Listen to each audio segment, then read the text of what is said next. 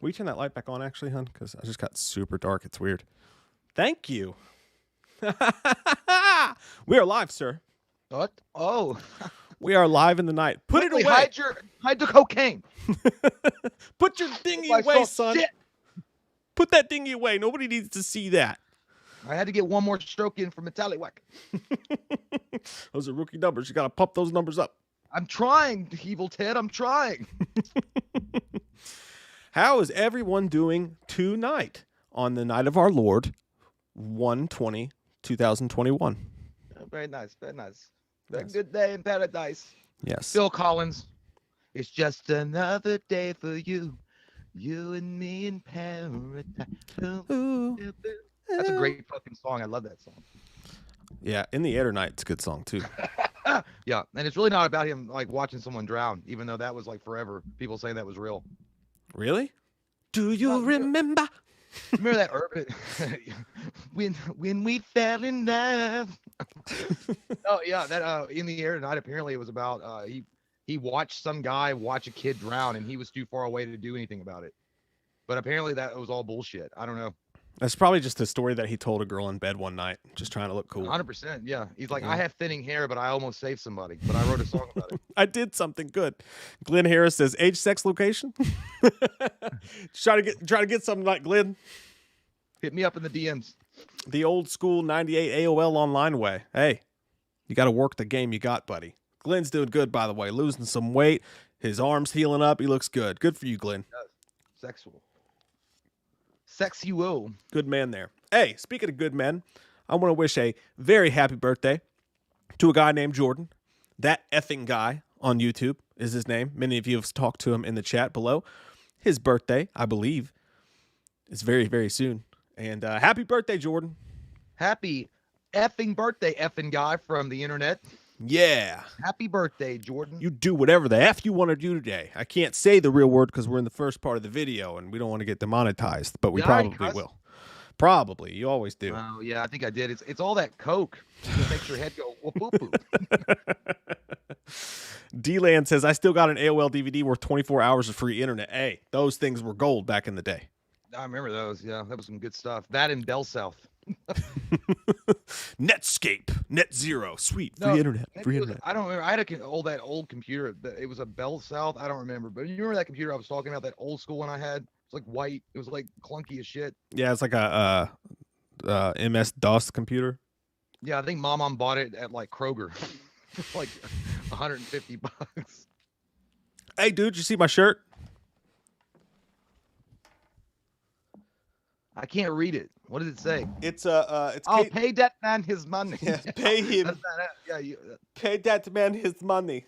kid's got alligator blood. In my club, I'll splash the fucking pot anytime I fucking want to. He beats me straight up. Oh man, I saw this. Like, I got hit up by one of those Facebook ads for this shirt, and I was like, that shit's bought. I can't help myself. I need it. I need it. We will need it. Yeah, it looks like a Quentin Tarantino inspired art. I like it. Yeah, I enjoy it. I like that how they actually like spelled it out how he says it. It's like pay him, pay that man his money. Yeah. If you guys haven't seen Rounders, by the way, you got to get on that shit, man. Watch it tonight after the stream's over. It's great. It feels like a poker movie made by Martin Scorsese. You know? Yeah, it really does. It's awesome. That's Bug always trying to get her ass in trouble. Fucking Bug. Was that his name? Bug or Worm? I think it was Worm. It was Worm. Yeah, you said Bug. I felt like that. I felt like the dad and son-in-law is like, oh, listen, crap. When his name was Crawl, he was like, listen, crotch. Hey, we got an awesome show for you guys tonight. It's going to be good times at Ridgemont High. And before we get going with it, I want to let you know that we have a special live stream tomorrow night. I know we don't usually stream on Thursday, but we're not going to have a Friday night fights this week. We're going to be live at 8 p.m. tomorrow night with another stream. So don't forget that. And we're going to have special guest Nathan Basil, the dude from Behind the Mask. Leslie Vernon himself is going to be on the show hanging out with us tomorrow night. So I'm going to ask you, what's going on behind that mask? Why do you look like so handsome and Timothy Oliphant? He's a handsome man, dude. He is. He's a very handsome guy. I don't know why we keep inviting handsome people on the show. Anybody that comes on the show is going to be, within the 5 minutes, going to be immediately uncomfortable because we're just going to comment how sexy they are. Yeah, I hope they get used to it. That's the way it works. That's how we talk to everybody in the streets. That's real life stuff. But yeah, make sure you guys clear your schedules tomorrow night and be here, you fucking dicks. Iron Wolf says, here's a Godzilla versus Kong trailer drops Sunday. That'd be cool. That will be a nice, fun thing I want to react to say it, bring it to me. I do want this in my life. But no, we got a fun show tonight. We're gonna shoot the shit for a little bit. We're gonna talk about some new movie news. We got some Spiral news. There's a fun James Bond story to talk about. But most importantly, we're gonna talk about Halloween Kills because some Halloween Kills news came out today, and that's gonna be fun. That'll be after the first break. And then finally, the last hour of the show, we're going to do a review for our buddy Brennan on the Patreon. Good man. He requested John Carpenter's Body Bags, which I've never seen before. And holy fuckle shits, is that awesome, dude. Yeah, that was some great. Honestly, I think I'd seen it once before a long time ago, but I remember seeing it in the movie store, like at Blockbuster or Hollywood Video, but I always like passed it over because it looked fucking scary. Because of the I thought it was some kind of dark, demonic bullshit in a morgue. I didn't know it was like an anthology series. Or I forgot it was. Yeah, dude. I remember the case of it too. I think it was in video selection in like one of those bubble cases in the horror section. I never rented it either. Never saw it in my life. The ties to Halloween in this movie are fucking crazy. You guys won't believe it. Especially the first story. Yeah. That one was dead on it. Yeah. Specifically, I cannot wait to talk about that one. Dude, how weird is it when you see the old school box cover art for Body Bags? Does that not look like Rob Zombie after he's digged the ditches and Dracula? Just like Rob Zombie. I'm never gonna living dead girl. I'm never gonna mysterious creature who has an insatiable lust for the dead. Rob Zombie and unicorns. Hey, first super chat of the night, Sean Tubby, 1, 2, 3. Thanks, buddy. Says number 1, sup glow sticks. Number 2, today was a good day. I got my first college acceptance letter. Hey, fucking yeah. Congratulations, man. Get it done. You're not going to have to do what they did and accept it and create your own fake college and call it the South Harmon Institute of Technology. Shit. Would you like to touch my wiener? He says, Mike, that beanie makes you look like you kick it with the Mexicans. Love you. I do. I don't know if you know that about me. Did you not know that he has Danny Trejo on speed dial? Duh. Anytime. It's just requirement. I was good to you, Mikey. That's what he said when I refused to come to his birthday party last year. I was good to you, Mike. You want some Sylvester? Yes, I do. Thank you. Congratulations, Sean. That's fucking dope, man. Good for you. Doing good things with your life. Proud of you, buddy.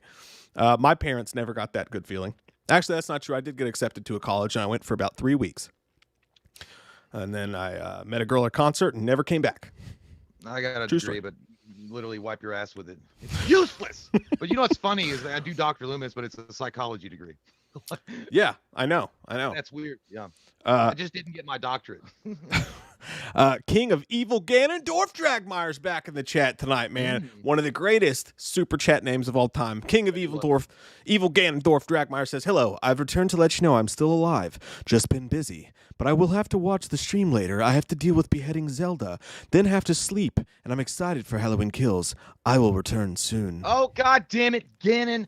Did you not forget that Link is still out there with the Ocarina of Time and he's going to get the Master Sword? You've got to go into cover and hiding for right now. Jesus. We got to do something. I'm pretty sure Link is on Facebook, okay? Don't be on here announcing your intentions. Yeah, we'll know. That's how the band Mayhem went down. The first black metal band of Sweden. They got in a fight and killed each other.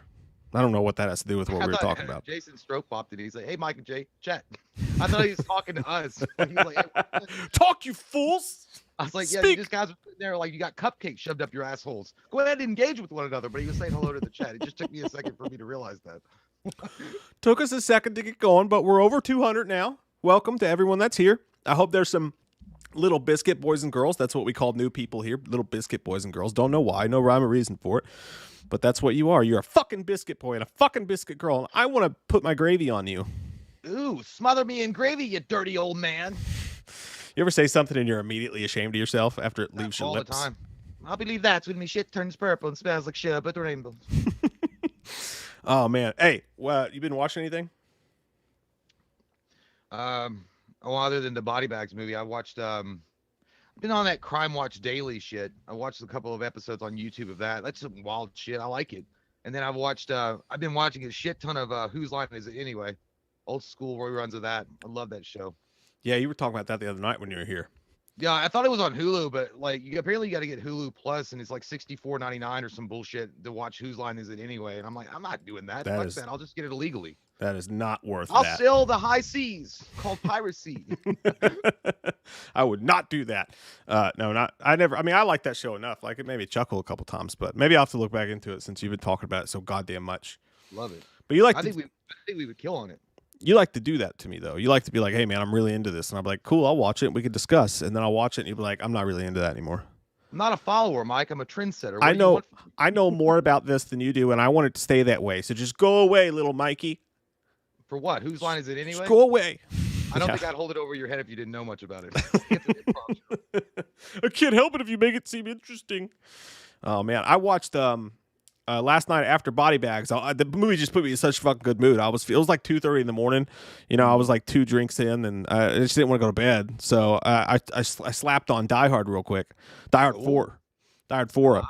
Slapped it on, and I gotta say, man, that movie is underrated. Number one, most people don't like Die Hard 4. It seems like, but that's the one with Justin Long in it. Is that? Oh yeah, that one's not bad. Is Timothy Oliphant the bad guy? Yeah, Yeah. and It's not bad. it's actually better in these dark times that we're living in, because like when I used to watch, I used to be like, okay, you know, it's all right. It's got some John McClane goodness in it, but it felt a little too outlandish to me. Like that would never happen. But fast forward to all the shit that's going on in the world lately, and I'm like, that movie could fucking happen. I could see that shit happening like tomorrow. You know what I mean? So it makes the movie actually better. What I found though, dude, is the movie's actually better than Bruce Willis is in it.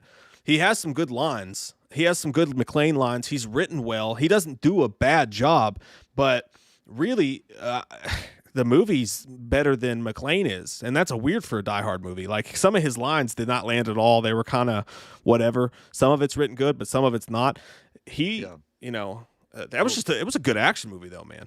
For Bruce a Willis PG, doesn't have to worry about money anymore because he's got a commercial for batteries, Die Hard batteries. it's a good But commercial. you know what? Well, there was 2 things going against that movie. I didn't mind it, but one thing that went against it was the fact that it was rated PG-13, Mhm. which hurt it.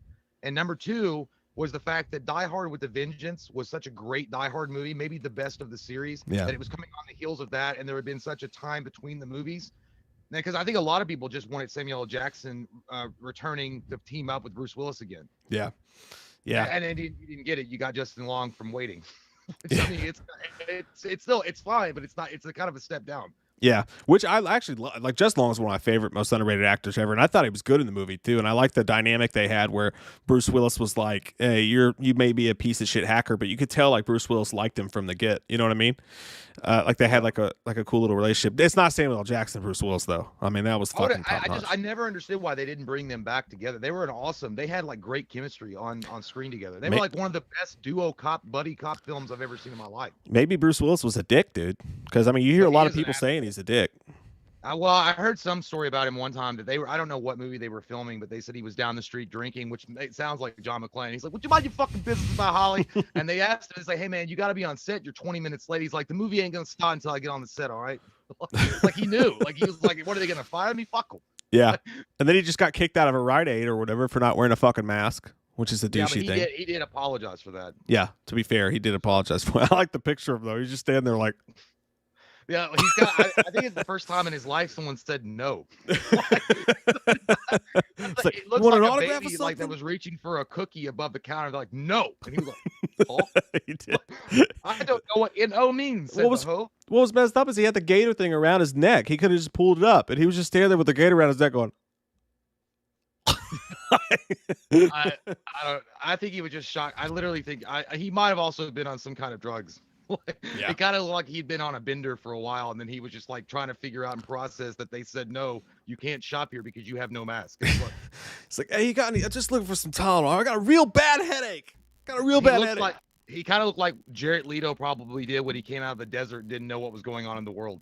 He's like, I've just been meditating on a hillside, and there was like a rocky mountain somewhere, and then there was clouds, and then I came here and there's a disease.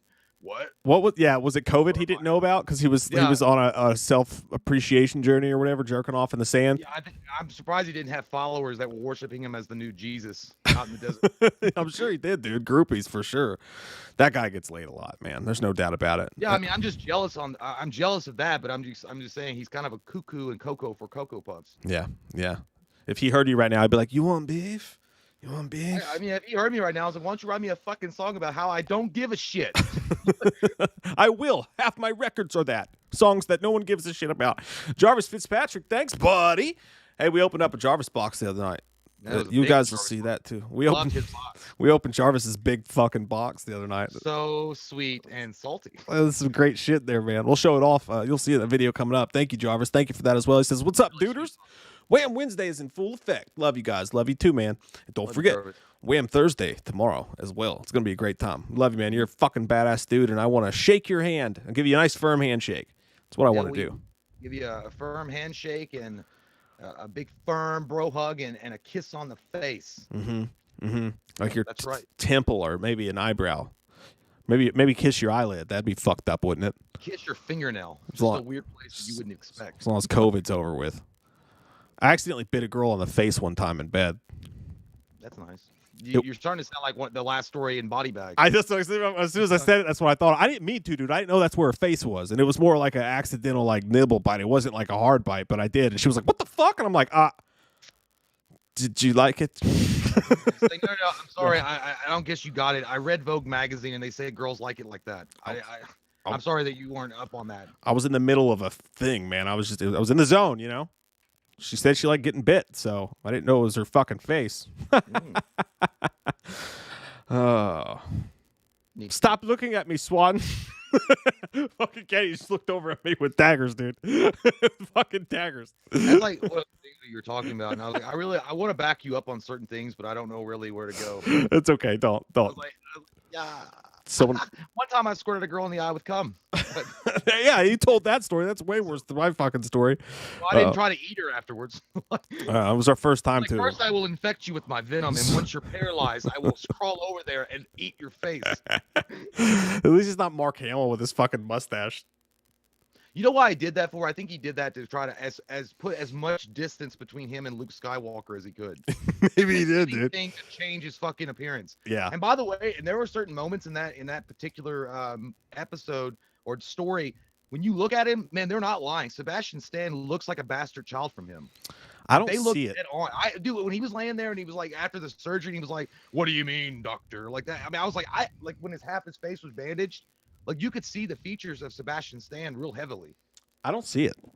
I don't know. I think they look a lot alike. You're not alone. I mean, a lot of people say that. I don't see it myself personally. The king of evil, Ganondorf Dragmire. We need to give him his own sound effects when he super chats. Like Ganon. It should be like Ganondorf or. Has entered the chat. He says, "I've already killed Link and thrown the sword and Ocarina in lava. Then I've stolen all 3 pieces of the Triforce, and my son uses Link's dead body as a punching bag." Well, goddamn, Ganon. I mean, I don't know what to tell you. You know what? But Link can come back. What about Majora's Mask? Did you grab that? I don't think you did. But if you did, you're on your way to world domination, and Hyrule will never be the same. Set on fire, maybe so, by Ganondorf. We hope not. He's an evil bastard. Zelda, you better call Link. Or you better check on him in the situations. These are all Legend of Zelda callbacks. I know. I was getting ready to say, dude. It's one of those moments where I'm like, God damn, I'm grateful Jay's here right now. I have no fucking idea what any of that shit. And he got the Master Sword too, which means he's all powerful. Like it's like getting the fucking Power Sword from He-Man. I don't know what you just said, yo, but I like you. Mm-hmm. I like you. He also says, I made a bet with Girham, and if I lose it, I have to change my profile picture to something he chooses, and also I'll be here until I fall asleep. Gilgamesh. He said Girham. Girham. Oh, Girham, yeah. Oh, yeah, like. Okay, well, hopefully you fall asleep and you stay asleep, because at least I have time to get back on the job. Because, I mean, there can't be Ganondorf without Link. Haha, Church Jackson says, look at me. I'm the captain now. I'm the captain now. Church was a part of that unboxing, and you'll see that soon, buddy. I won't say anything because I don't want to spoil anything, but you guys are some generous fucking people. I'll tell you that right now. Man, it was a really fun unboxing. That was actually the first time that Mike and I had been together in the same room and been able to give each other's hand jobs without any kind of problem in a while. So while the video's on and airing. But yeah, but that unboxing was really fun. It was really fun. That was a good time. I liked it a lot in my pantaloons. Bernie Gambano, thanks, buddy. He says, oh, hi, Mike, and Jay. What's the last movie you guys watched? Body bags. Yeah, it was Body Bag. Well, actually, it was Die Hard 4. It was Die Yeah. Hard 4, but since I already talked about that, I did watch a little bit of Outside the Wire, the Anthony Mackie movie on Netflix that just came out. It fucking sucks. Don't watch that shit. It's balls. Was But it what? bad? Yeah, dude, it's awful. It's just I can't, to get into it would be like one of the characters is just so fucking You mean unlikable. Papa Doc was off his game? I don't buy it. Papa Doc was good, dude, but it was the rest of the movie that sucked ass. But Papa Doc, dude, there's a movie you guys got to check out called Synchronic, and I think you can rent it digitally right now. I did a review for it on the website. Dude, you should watch this movie. It's fucking badass. You dig the shit out of it. It's Jamie Dornan, who, by the way, it's just like that scene in 40-Year-Old Version where he's like, hey, I used to think Damon was a Streisand, but he's kind of rocking the shit in this one. That's totally Jamie Dornan in Synchronic. Jamie Dornan. He's the dude, 50 Shades of Grey dude. Oh, yeah. But I'm telling you, he looks just like Henry Cavill, dude, in this. He's really good in the movie. It's a time. Does he get himself into a lot of bound up situations? It's a time travel movie, dude, but it's also like a buddy cop film, but it's a fucked up those. dude. You would love the shit out of this. It's a really good movie. I enjoyed the fuck shit out of it. A whole I watched bunch. Well, it was the only other movie that I watched recently. I just got done because April had never seen it before. I just got done watching Just One of the Guys. That's actually a really good fucking movie, dude. Was that the sequel? She's All That. No, it was before She's All That. Just One of the Guys came out in 1985, but it was about the girl that goes undercover to be a boy for like 2 weeks or whatever to get the story about what it's like to be. But she's trying to write for her school newspaper and get on at a professional newspaper like the Sun Tribune or something. Dude, fucking William Zabak is in it, and when she cuts all her fucking hair off, dude, she looks dead on Daniel LaRusso, 100% like Daniel LaRusso. So William Zabak is in it, like as the bully. That's weird, dude. I never heard of this film. It's funny, dude. It's actually really fucking funny, dude. Her little brother's hilarious. He's like, go on, show him Harry's chest. And then there's one, he was like, because she borrows his clothes to be a boy. And then he's like, all you transvestites are alike. You're just playing with people's emotions. That's crazy. I've never heard of this. Is it an 80s movie? Yeah, it's 85.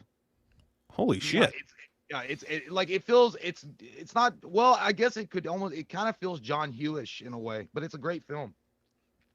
That's not a bad thing. John Hughes is a fucking great guy.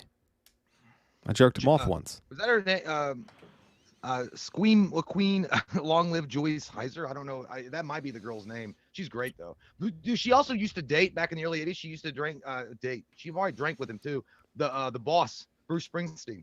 And there's Bruce Springsteen posters all over the walls and shit, and his ass is just everywhere. It's great. That's not you're doing nothing to deter me from watching this movie. It sounds pretty fucking good, dude. I'm gonna watch that shit. Joe, I didn't know that. He said it's free on YouTube. How about that shit? Go fuck yourself. How's your mother? Good. She's tired from fucking my father, I don't know why I said that just now. I just wanted to. Joe Maderos, thanks, buddy. He says, hey, Mike and Jay, so I found out today that one of my supervisors at work tested positive, and I was in contact with him, and I got tested today, so let's see what happens. Hey, man, don't worry. No, it all comes back negative, man. Hey, it's Van Wilder once said this, and it's true. Warring is like a rocking chair. It'll give you something to do, but it won't get you anywhere, all right? We've had several close calls, definitely at least one situation where we my whole fucking family should have had it, and we were fucking certain that we were going to get it, and we didn't. I'm not saying you don't have it, but don't worry too much, man, because that shit can surprise you. Sometimes you're certain that you had it, and but we've had 3 or 4 close calls around these parts, so don't worry too much, man. Try to keep your head up, keep yourself busy. I know what that wait's like to find out, but let's all put a positive thought towards Joe Maderos that he doesn't get that shit. Sure. Yeah, I hope you don't get it, man. And trust me, I used to share needles back in the late 70s with Alice Cooper, and I didn't get anything. So you're going to have no problems. Trust me. Trust me. Don't you worry about it. Because listen, also what Mike was saying, on top of that, worrying gives you hemorrhoids, and that's the last thing you need, okay? Mm-hmm. You don't need scratchy hemorrhoids on your anus hole, but you're worrying about whether or not you have that dirty virus, and I don't think you will. So does my diet, by the way. My diet gives me hemorrhoids. That's a fact. Hey, Jay's not quiet for anybody else, is he? Because I think, in my headphones, you're kind of quiet. I can hear you fine. It's fine. I can deal with it. I just want to make sure you're not super quiet. I'm trying to keep I don't want to... Yeah, I don't want Jerry Lewis. I'm sure it's fine. Don't fuck with anything until we hear from the crowd. You're kind of quiet to me. If he's just a little quiet, then that's fine. We can work with that. I just want to make sure you're not super quiet to them, and I'm not super loud. Church Jackson says, I love you, Jay.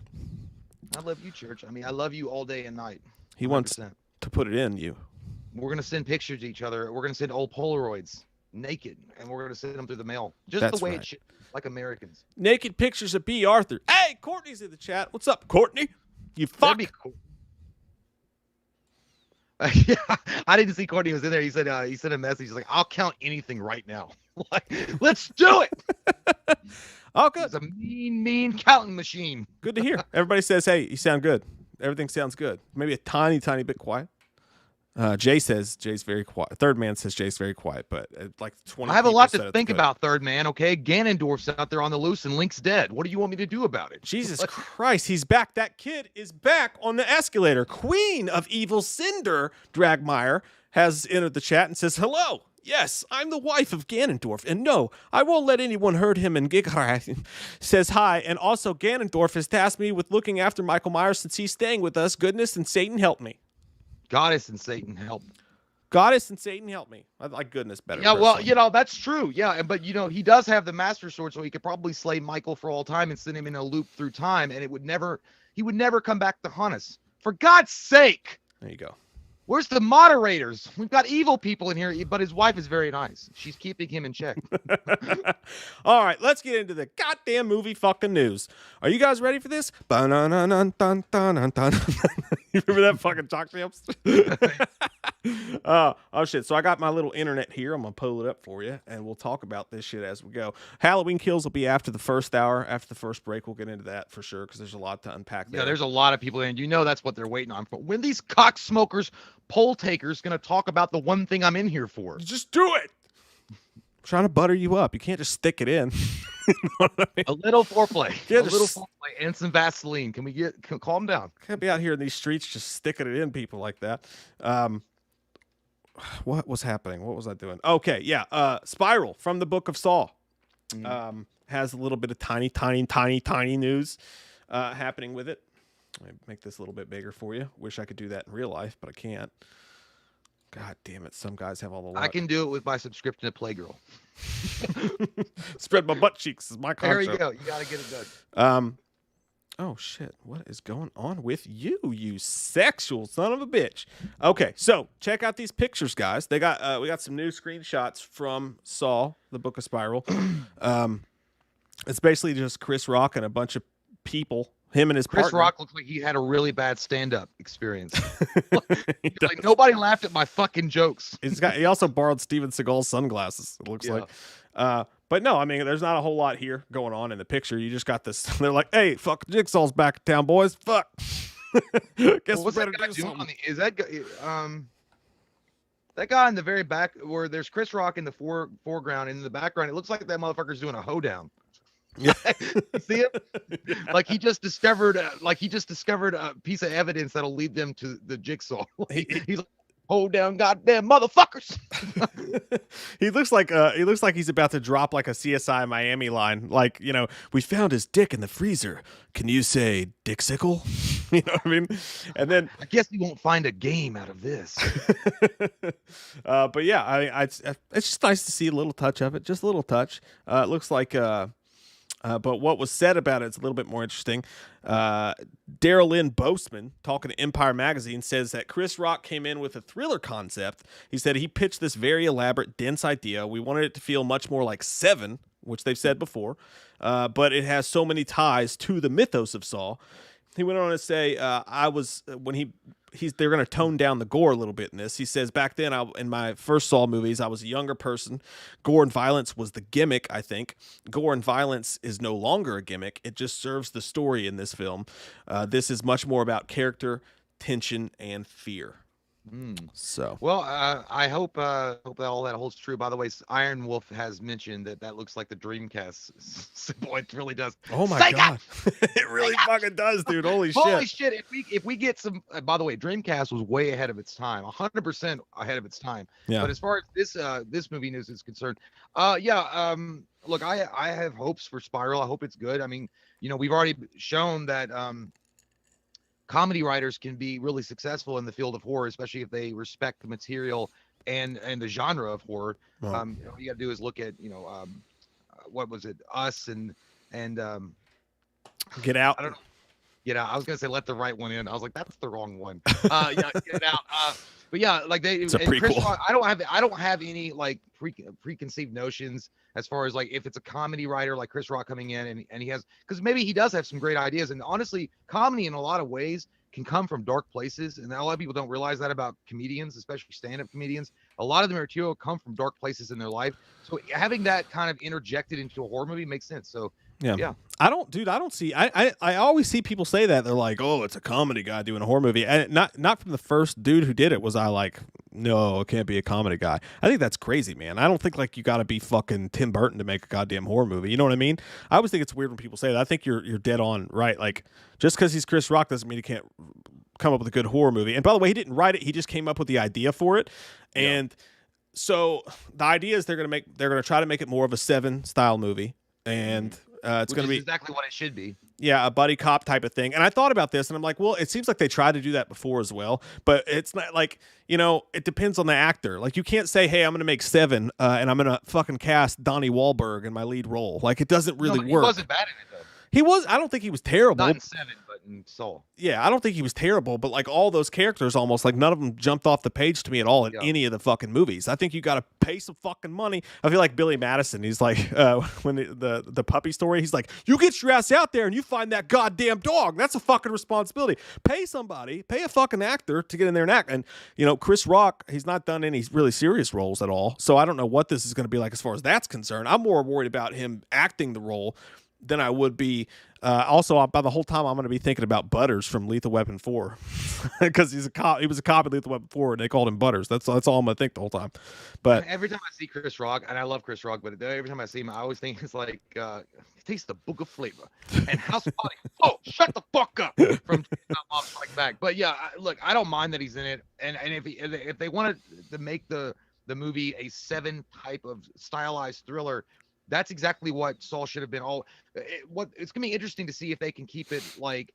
The thing about Saw is like Saw was a good movie. The first one was good. I even enjoyed the second one, and like I said, there were a couple of nuggets in those turds as the series progressed. But it feels like they lost the yarn. The yarn they were spinning. Like it just went in crazy directions, and they were trying to get back to what they started with. Hopefully, this is a return to form, and it's a consistent story that we can get behind. You know what I'm saying? Like, Michael Myers and Friday the 13th and Nightmare on Elm Street, they have their problems, yes, because of the stories being kind of all over the place, but it feels like it's more consistent than something like Saw and Final Destination. They're just fucking everywhere. Yeah, and Saw has that need to absolutely has to have a twist ending. And if you're going to try to create a series with one main character, and it's always kind of weird anyway, because Jigsaw is not really like other horror villains. You know what I mean? He's an old dude in the background pulling the puppet strings. I thought he died like 600 times already. Yeah, like, and it's confusing. And when we go back through the series, we'll have to do a video explaining all that. But what I think is crazy, dude, is that I think basically everything that they're saying here about, oh, it's going to be toned down gore, it's going to be more serious, it's going to be Seven. I think at the end of the day, all they're basically saying is like torture porn's not cool anymore. Like that hit like Saw was on a miniature scale. Saw felt like Scream in that it revitalized the horror genre and it changed everything. And then you got Hostel, and then you got all these movies like that, and torture porn became sort of an acceptable tentpole film in a way. You know what I mean? So everybody's doing that, and then when it wasn't, Saw died out. And I think it's very smart actually to go back and realize, hey, let's take the cool parts out of Saw, let's remove the torture porn, and let's just make a detective thriller with some horror elements, and use the cool shit that everybody knows from Saw to do it. I think it's going to be pretty good. I was super fucking disappointed with Jigsaw. I did not enjoy that at all. I thought it took all the cool shit that was in Saw and removed it. I hope this is the opposite. I like Tobin Bell a lot, but honestly, as Saw dragged on and they kept bringing back poor Tobin Bell, I was like, is this motherfucker, like, is this a horror movie anymore? Is this a Life Alert commercial? What are we doing here? Okay. Like, and there's nothing wrong with being a little geriatric and being a murderer. I'm not saying that you can't be cool, but for God's sake, leave the poor man alone. Like, even Tobin Bell must have been like, I mean, Jesus Christ. Like, it was like, I feel like the creators are like, you know what, let's make a really cool Saw movie, like a one-off, and be done with it.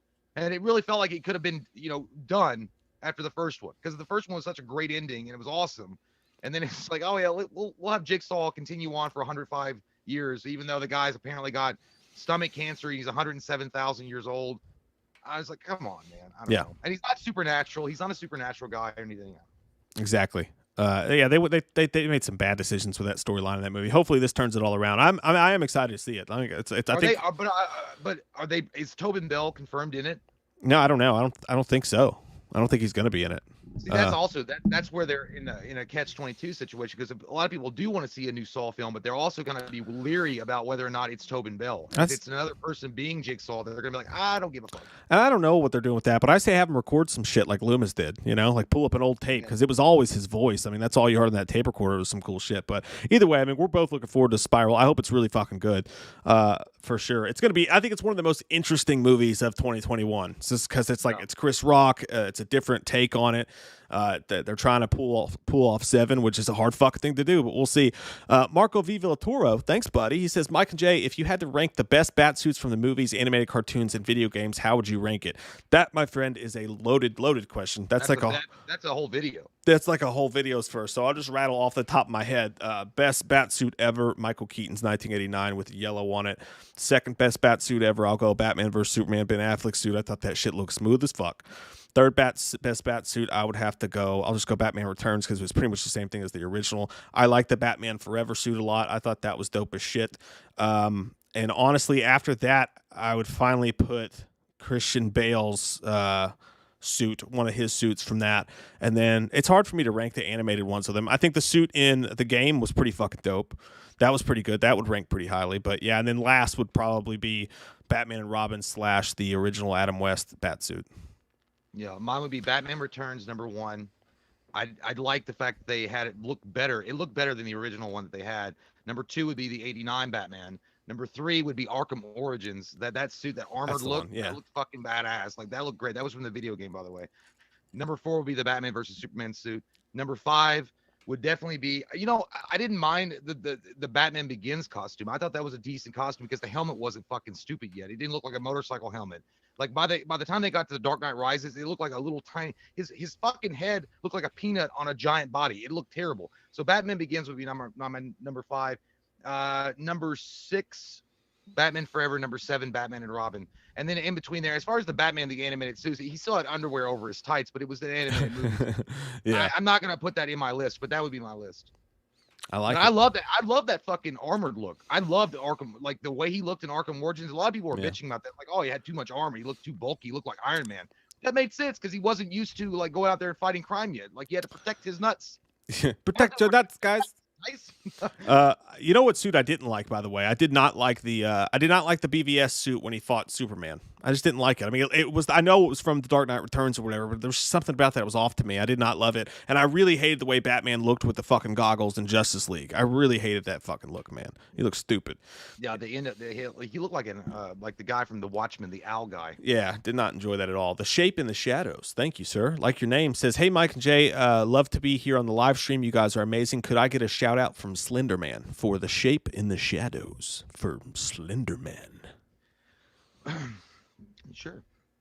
Thank you so much, The Shape in the Shadows.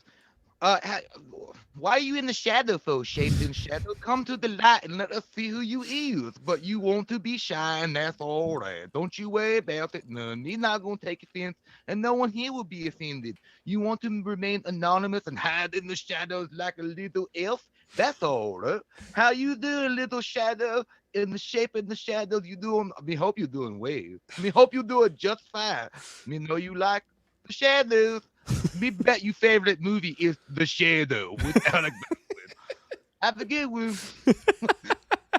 That was great, dude. Church Jackson says stand-up comics are soft little simps. I don't believe that. I would say so. I get what he's saying, but I would say someone like Bill Burr isn't. Like, Bill Burr seems like he would probably just call you out on your bullshit like right away if you call him that. Like, if you call him a simp, he'd probably annihilate you. Yeah, dude. Some of those comics has been through some shit too. You know what I mean? Like. Oh yeah, well, like as far as like I don't know, but I mean I get what he's saying. There are some like Richard Pryor. He went through a lot of bad shit too in his life, and he seemed like he was telling it the way it was. And George Carlin, another one. Yeah. Dude, I really want to talk about this story because we talk about Bond versus Bourne all the fucking time, and when I saw this, it really caught my eye. I think it's pretty interesting. So, and I don't think you and I have talked about this one yet, but Doug Liman, the guy who directed the original Bourne Identity, right? Mm-hmm. He came out and he said about basically he in a weird offhanded way, Doug Liman was like, fucking James Bond ripped me off. James Bond ripped Jason Bourne off. And when you hear that, you said, no, says I. Everybody knows that Jason Bourne was born out of James Bond. It's one of those situations where you actually have to read what he said, but it's still pretty fucking interesting. He said, I always wanted to make a James Bond movie. They don't hire American directors. By the way, you've made 2 little indie movies. You're never going to direct James Bond. I went and made Bourne Identity. And then after the Bourne Identity came out, the next James Bond to come out was Casino Royale, which totally copied the tone of Bourne.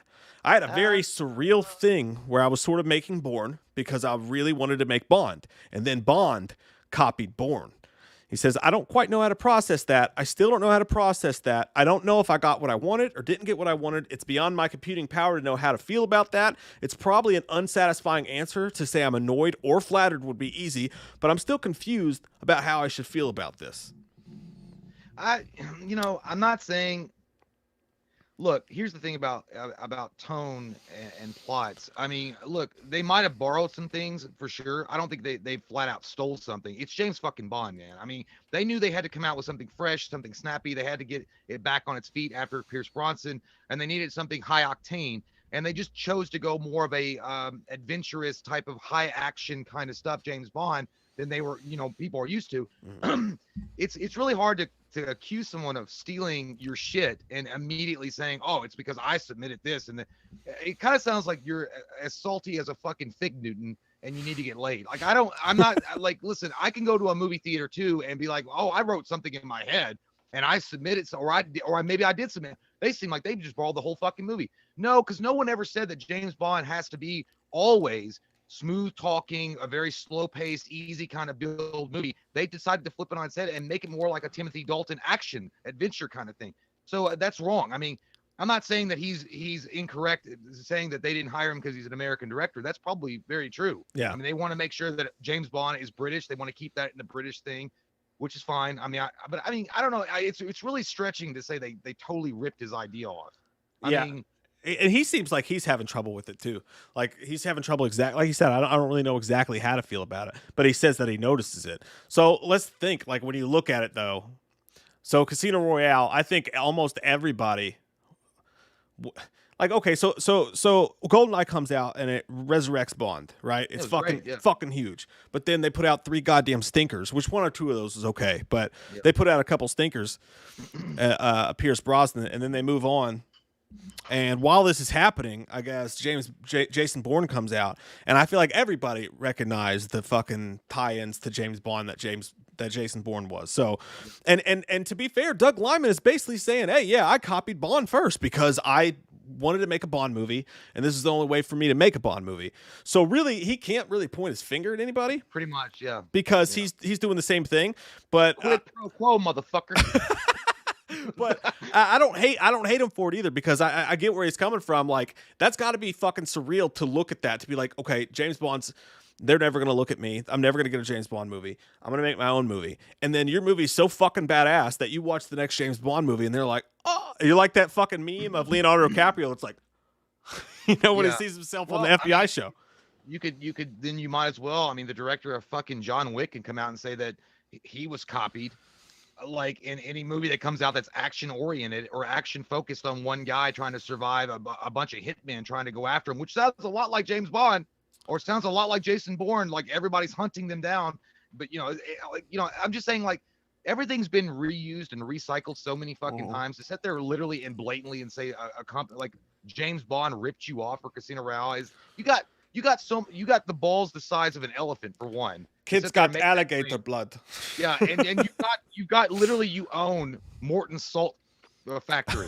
Which great, so full of that salt. Well, I mean, when you read these things, you don't know that Tony said it in too. Like, he could have just been just talking shit. But even I just wouldn't have the nerve to go up there and say, "Oh yeah, they totally copied my idea. I made Jason Bourne." I don't know, dude. I feel like your fucking dick would be swinging pretty hard at that point if you fucking saw the franchise of James Bond make their most successful movie in ages by lifting a little butt touch off your movie. You'd be pretty fucking pumped. I don't think, how does he even know they read his shit? They're like, fuck him. He's not even an American director. I don't want to read his shit. Well, not read it, but saw Jason Bourne. Well, I mean, maybe, but I mean, if I had said, I might be like, I would do complimentary. So I'd be like, man, that's fucking badass. That's awesome. I'm glad they took some ideas. I wouldn't be like, oh yeah, they stole my shit. Which I mean, I kind of, It's not bad. he's saying I mean, to be fair, he's saying he doesn't know how to feel. He's not really angry, but he's not. He's both flattered and a little bit bitter. I understand where he's coming from, but I mean, it's interesting to look at though, dude, because if you look at like, so they're getting ready to make the new James Bond, and they're like, okay, what do we need to do? This fucking flashy, goddamn flash in the pan, fucking smooth as fucking goddamn silk, sexual in nature with an amazing 5 o'clock shadow. If he decides to fucking grow one, goddamn Pierce Brosnan, George Michael. Yeah. If he decides to grow one, he doesn't even fucking need that shit. You know, people aren't into that anymore. They want the rough and tumble shit. They want to see some rough shit. And they basically gave us what the fuck we wanted with Casino Royale. I love that. That's my favorite one. I mean, that other than not Spectre, what was the one before that one? Before Spectre, it was Casino Royale, Quantum of Solace, Skyfall, and then Spectre. Yeah. So I know everybody loves Skyfall. Like that's probably their favorite James, but I always loved Casino Royale, man. I love that grittiness. And yeah, if you're gonna ask me straight up, does it resemble a lot of Jason Bourne? Yeah, it does. Mm-hmm. But I never made that connection when I watched the fucking thing. I'll watch Jason Bourne and then I'll watch Casino Royale, and they feel like two different movies. I mean, yes, tone wise, I guess you could say they're action oriented movies, but I mean, how many other movies out there aren't action oriented when it comes to shit like that? Yeah. Well, I think it's about the fight. It's about how the fight sequences worked.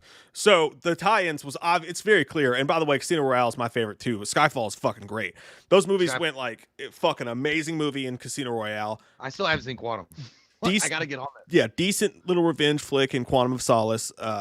Amazing fucking movie in Skyfall, and then okay with Spectre. I feel like Spectre was the worst of all four of them, in my personal opinion. But yeah, the way that they did the fight scenes with Bourne, they tied it in the story because they said, oh, this is young Bond, this is him fucking gathering his way up. And basically, you could also say they technically lifted Batman Begins too, right? Because Batman Begins, like, oh, let's show Batman at the beginning, let's show him becoming Batman, let's show Bond becoming Bond, and they continue to do that throughout the Craig films, just touching on his history just a little bit.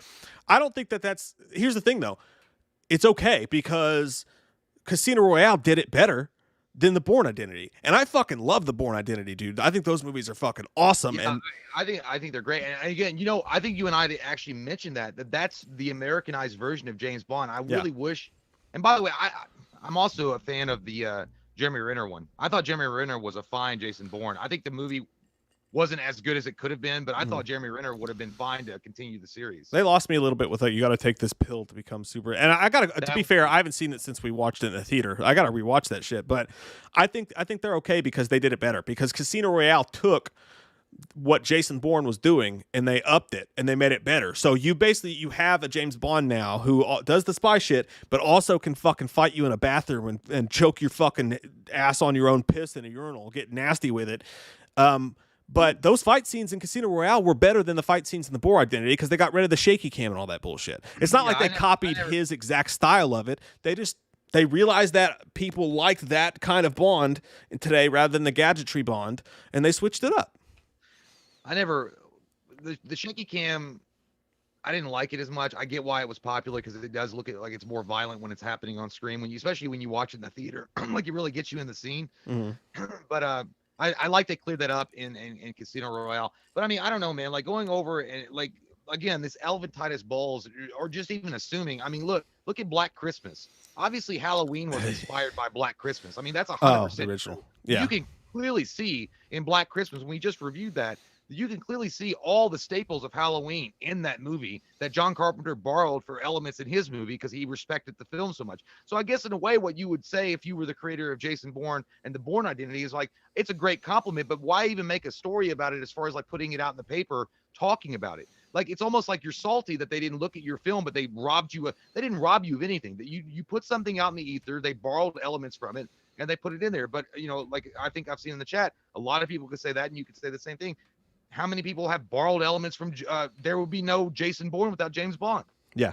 No, I think that's part of the that's somebody fucking really smart once said that you should wipe you should wipe from the back so you don't get poop in your vagina.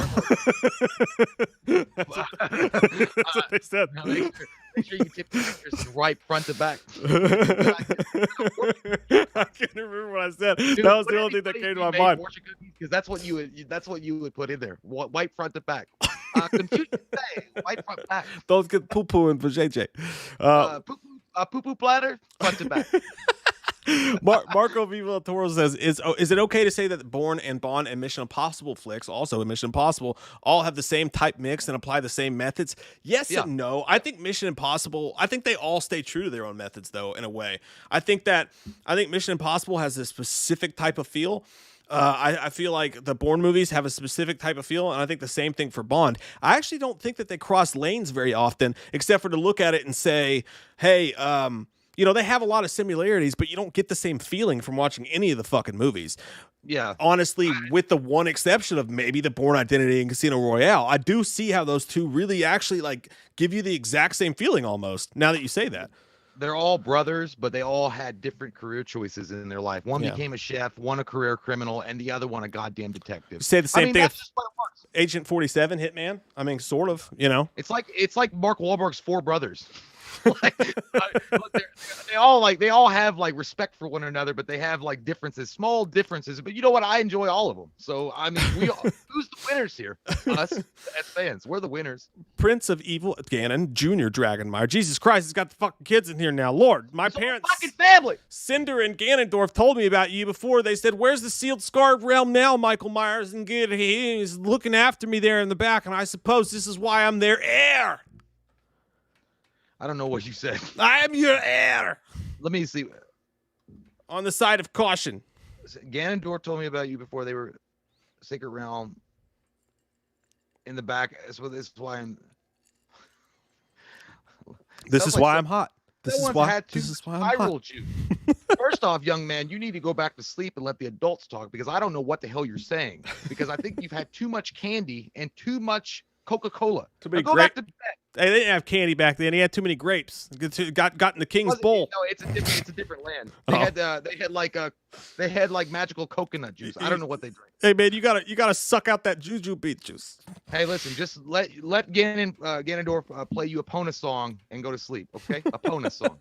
Hey, last movie news story I want to talk about before we take a break, and then we're gonna come back and we're gonna do all Halloween kills for an hour before we do the final hour of the show with the movie review for Brennan of Body Bags. This is going to fucking jack you to the tits, bro. You're going to be so excited about this. Are you ready? Robert Kelly, by the way, he said, press 1 for English. Yeah, man, that was a deep one. Hey, check out this tweet right here, dude. Check out this tweet right here. Hypothetical question at Neil Druckmann, who, by the way, is the guy who did the Last of Us game. He's the Last of Us game, dude. Oh, is this about the Punisher thing? Yeah. He said, what established IP would you want to make a game for? Number 1 on his list is the fucking Punisher. You know what? I got to go ahead, and I'm going to go ahead and take, that's a no for me, dog. What? That's a no for me, dog. The Punisher game was dope as fuck, dude. No, the original Punisher game, yes, it was not him. And I have no idea what this motherfucker would do to this franchise as far as like the game goes. I would not let him touch it. Who I would let touch it is the ones that did the Xbox. The one, I'll show it when I come back on camera, but I just got it. The original Xbox game that came out, The Punisher. That studio was fucking great. I don't know who it was that did it. They were great though. It's not this guy. Neil Druckmann did good. I like The Last of Us. The first game was amazing. Yeah. And to be honest, and to be fair, I haven't played the second one, but I did watch the story on. They have the YouTube thing where you just watch the story. I was not a fan of it. I don't like it at all. I didn't think he did a good job with that game, particularly. But again, I haven't actually played it. I feel like what they should do is they should make. And again, I know they let us down in Cyberpunk, but let CD Projekt Red get a crack at the Punisher game. I think they would do a really good job. I'm just not for it. I'm not for Neil Druckmann getting his hand, because the thing about the worst thing you can do with a game like the Punisher, the reason why that Punisher game, by the way, it goes unheralded on the original Xbox. Nobody talks about it. And Mike and I played it. My brother played it. It was a great game, wonderful game. Thomas Jane voiced the Punisher, and it was awesome. Yeah, awesome great game. Story. Is that again? It was a good story. It was solid. It didn't have the best graphics in the world, but it had the tone that I feel like the Punisher would have. The worst thing you can do with that character is force your politics into that game, which Neil Druckmann has been accused of doing before. And I don't trust anybody that's already been accused of doing it. And there are sequences in The Last of Us 2 that you can kind of tell you know what? It's fine for maybe that particular IP. I don't want to see it in my Punisher game. I just want a badass, kick-assery game. Like, you watch something like Death Sentence with Kevin Bacon or whatever, a revenge plot story, very basic. There's no need for the politics or any of the bullshit in there. Let's just have a badass game and go from there. I'm just not excited for it. If he takes that game over, I don't think it's a good idea. I'm not thinking it's a good idea. Hey, buddy, I feel like I stepped on an anthill here. I feel like I stepped on an anthill. I didn't know what I was walking into here. Number one, I thought you liked The Last of Us a bunch, so I thought you were going to be jazzed. The first one. Okay, I don't play games. I only play Madden, but I didn't know. I knew that there was a big controversy around the second game, but I never heard you mention it, so I did not know that you were no longer a fan of what the franchise was doing. But two, so you don't like. What I'm pumped about is that this guy, the guy who made these two really popular games, right? Yeah. Got to have huge standing. Probably in the world of games, can probably do whatever the fuck he wants. Right? Right now, yeah. I mean, I think he just won like 100,000 awards for The Last of Us Part 2. That's what I'm saying. So if he wants to do the Punisher, then what I was thinking, they bring that back to life and they go back and they look at that Xbox Punisher, which was badass, great fucking game, and unheralded. And then turn it into like a cinematic adventure. I thought that would be cool, but again, I don't know what the fuck I'm talking about because I don't know games. Look, there are some people out there that like. The thing about you got to remember about Neil Druckmann is, and I know you don't know, it was cool that there was like a big award-winning game designer interested in the game, and that might bring it to the forefront. Which, by the way, the Punisher definitely deserves a game series of some kind. He's a fucking great character. You could do great stuff with that character. The guy himself, he's like, dude, like not only on the way he does his game, certainly it's he injects a lot of the politics into it, but his social media. He's a douchebag, dude. He's like a tool. The way he responds to fans and the way that he talks to fans and that people that disagree with him about stuff. He's very highfalutin, kind of an asshole. Okay. And I was like, I one time wore a brassiere and people judged me. You spilt wine all over the debate. Yeah, and again, I don't know him personally. I'm just saying I get a feel for him like that, and I don't want them to take something as cool as the Punisher IP. And if you're going to bring it to the next generation of consoles, don't fuck it up with your politics. Don't fuck it up with your bullshit. Can we just have a great, awesome, badass game? I want like a old school Hitman game or something. And I wish to God I had the game with me because I just got it, like, again, the old school Punisher game. And I don't know the studio that made it, but I would love for them to be able to make the game again for the next generation of consoles. Sick fucking game, dude. It was amazing. It was called The Punisher. It was voiced by Thomas Jane for the original Xbox, and nobody talks about it, but it was such a great game. Hey, Ed, I just want to. The last thing I'll say about this is, like, can we fucking get a good Max Payne movie, please? For the love of Christ, that movie's built to be a fucking awesome death sentence type movie, and we can't get that. Edward Santiago says, "Hello, gentlemen and Wham fam. Just got home from work. That I missed Jay's infamous goddamn." Hey, I think that was the best Jay Loomis goddamn I've ever done. By the way, I'm just gonna throw my pat on my own back there. I've been trying for a long time, Jay. I don't even know what it was. I'm sorry I can't be you. What? I did he said that I missed Jay's infamous goddamn. Oh, goddamn you, Michael. Goddamn. And then Prince of Evil Ganon Jr. Jagmeyer says, I hate that song and I'm drunk on beer from Michael giving it to me. Hey, kid. You hate Epona? Hey, you hate Epona song? That's a good song, man. I mean, yeah, it's not as good as other songs, but it's not bad. Jason Dyer says, love your faces. I heard that after Halloween ends, they're going to make Halloween the return of Freddie Harris. It's Dangertainment time. What Chun-Li versus Michael Myers. I don't want that at all. Honest to God, I wouldn't fucking watch like MTV come out with a fucking series and be like, hey, we somehow fucking walked across this little chunk of Halloween rights. Guess what? Buster Rhymes versus Michael Myers, 3 seasons. Dude, people would fucking shit their pants. Buster Rhymes would kill Halloween all over again. You give that motherfucker any kind of more screen time with Halloween, you might as well be giving a drunk crackhead from 7-Eleven a bazooka and aiming it at an orphanage. That's what he does for the series, ladies and gentlemen. Like, I know people like Halloween Resurrection in their own weird, twisted way because it's kind of funny to laugh at that. But you imagine giving that motherfucker any more screen time with Halloween? You might as well put a firecracker in your grandma's ass and see how long it takes to go off. Hey, because that's what's happening. And I'd still like to see them jump into different timelines and finish them off. Like, fucking, let's do Halloween 9 next. I say fucking let's do it. Not with Freddy. But then I want Freddy to die. like right away. Maybe kill him in the first act. Immediately. And you can talk him into it too. Be like, hey man, you're Drew Barrymore. You're Drew Barrymore. You're this big star. Nobody's gonna expect you to die. We're gonna kill you, and then drop boom, Halloween 9 Legacy or some shit like that. You know what I mean? That's how you get Busta Rhymes to come back and die. I like that. Todd Fayer says, "Hi guys, just wanted to say hello." Todd Fayer, thank you, sir. Hello. I love your name. It reminds me of Todd Farmer, who was, by the way, I believe, supposed to be involved with Patrick Lussier on making Halloween 3D, the third version of Rob Zombie's Halloween movie. So whenever I see your name, I always think of that bald dude, Todd Farmer, who's done a lot more. Google aficionado. Hey, I get inside of things. Wikipedia. Late at night. Gary Catlow says, give it to Rockstar. Max Payne always did feel like a Punisher game. That's what made me think of it. Fucking dude.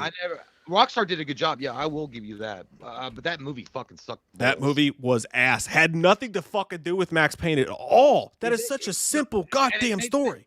You had Mark Wahlberg. He made sense. I mean, it made sense, but then they fucked it all up. You know who I think would be a great fucking Max Payne dude? Would be Timothy Olyphant.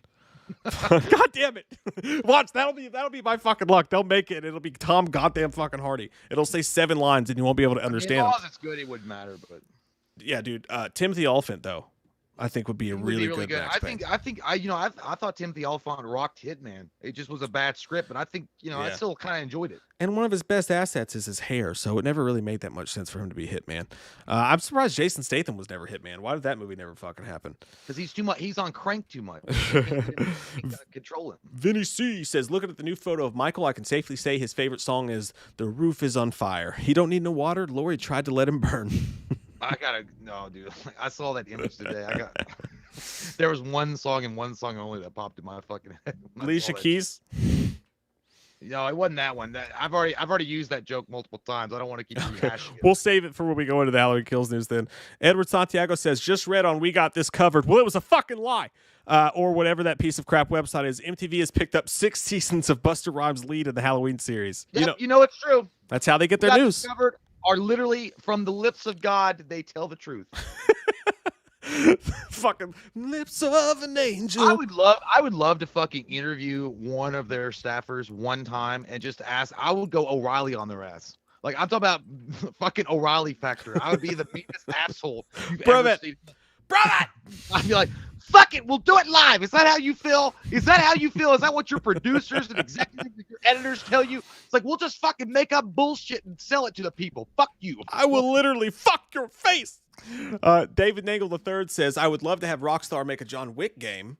That would be fun. Yeah, they would be great, perfect for that, where you could roam free and have a story mode. The fighting could be so cool if done right. That's a great fucking point, man. Well, you're talking about an open world type of situation with side quests and stuff. That would be cool.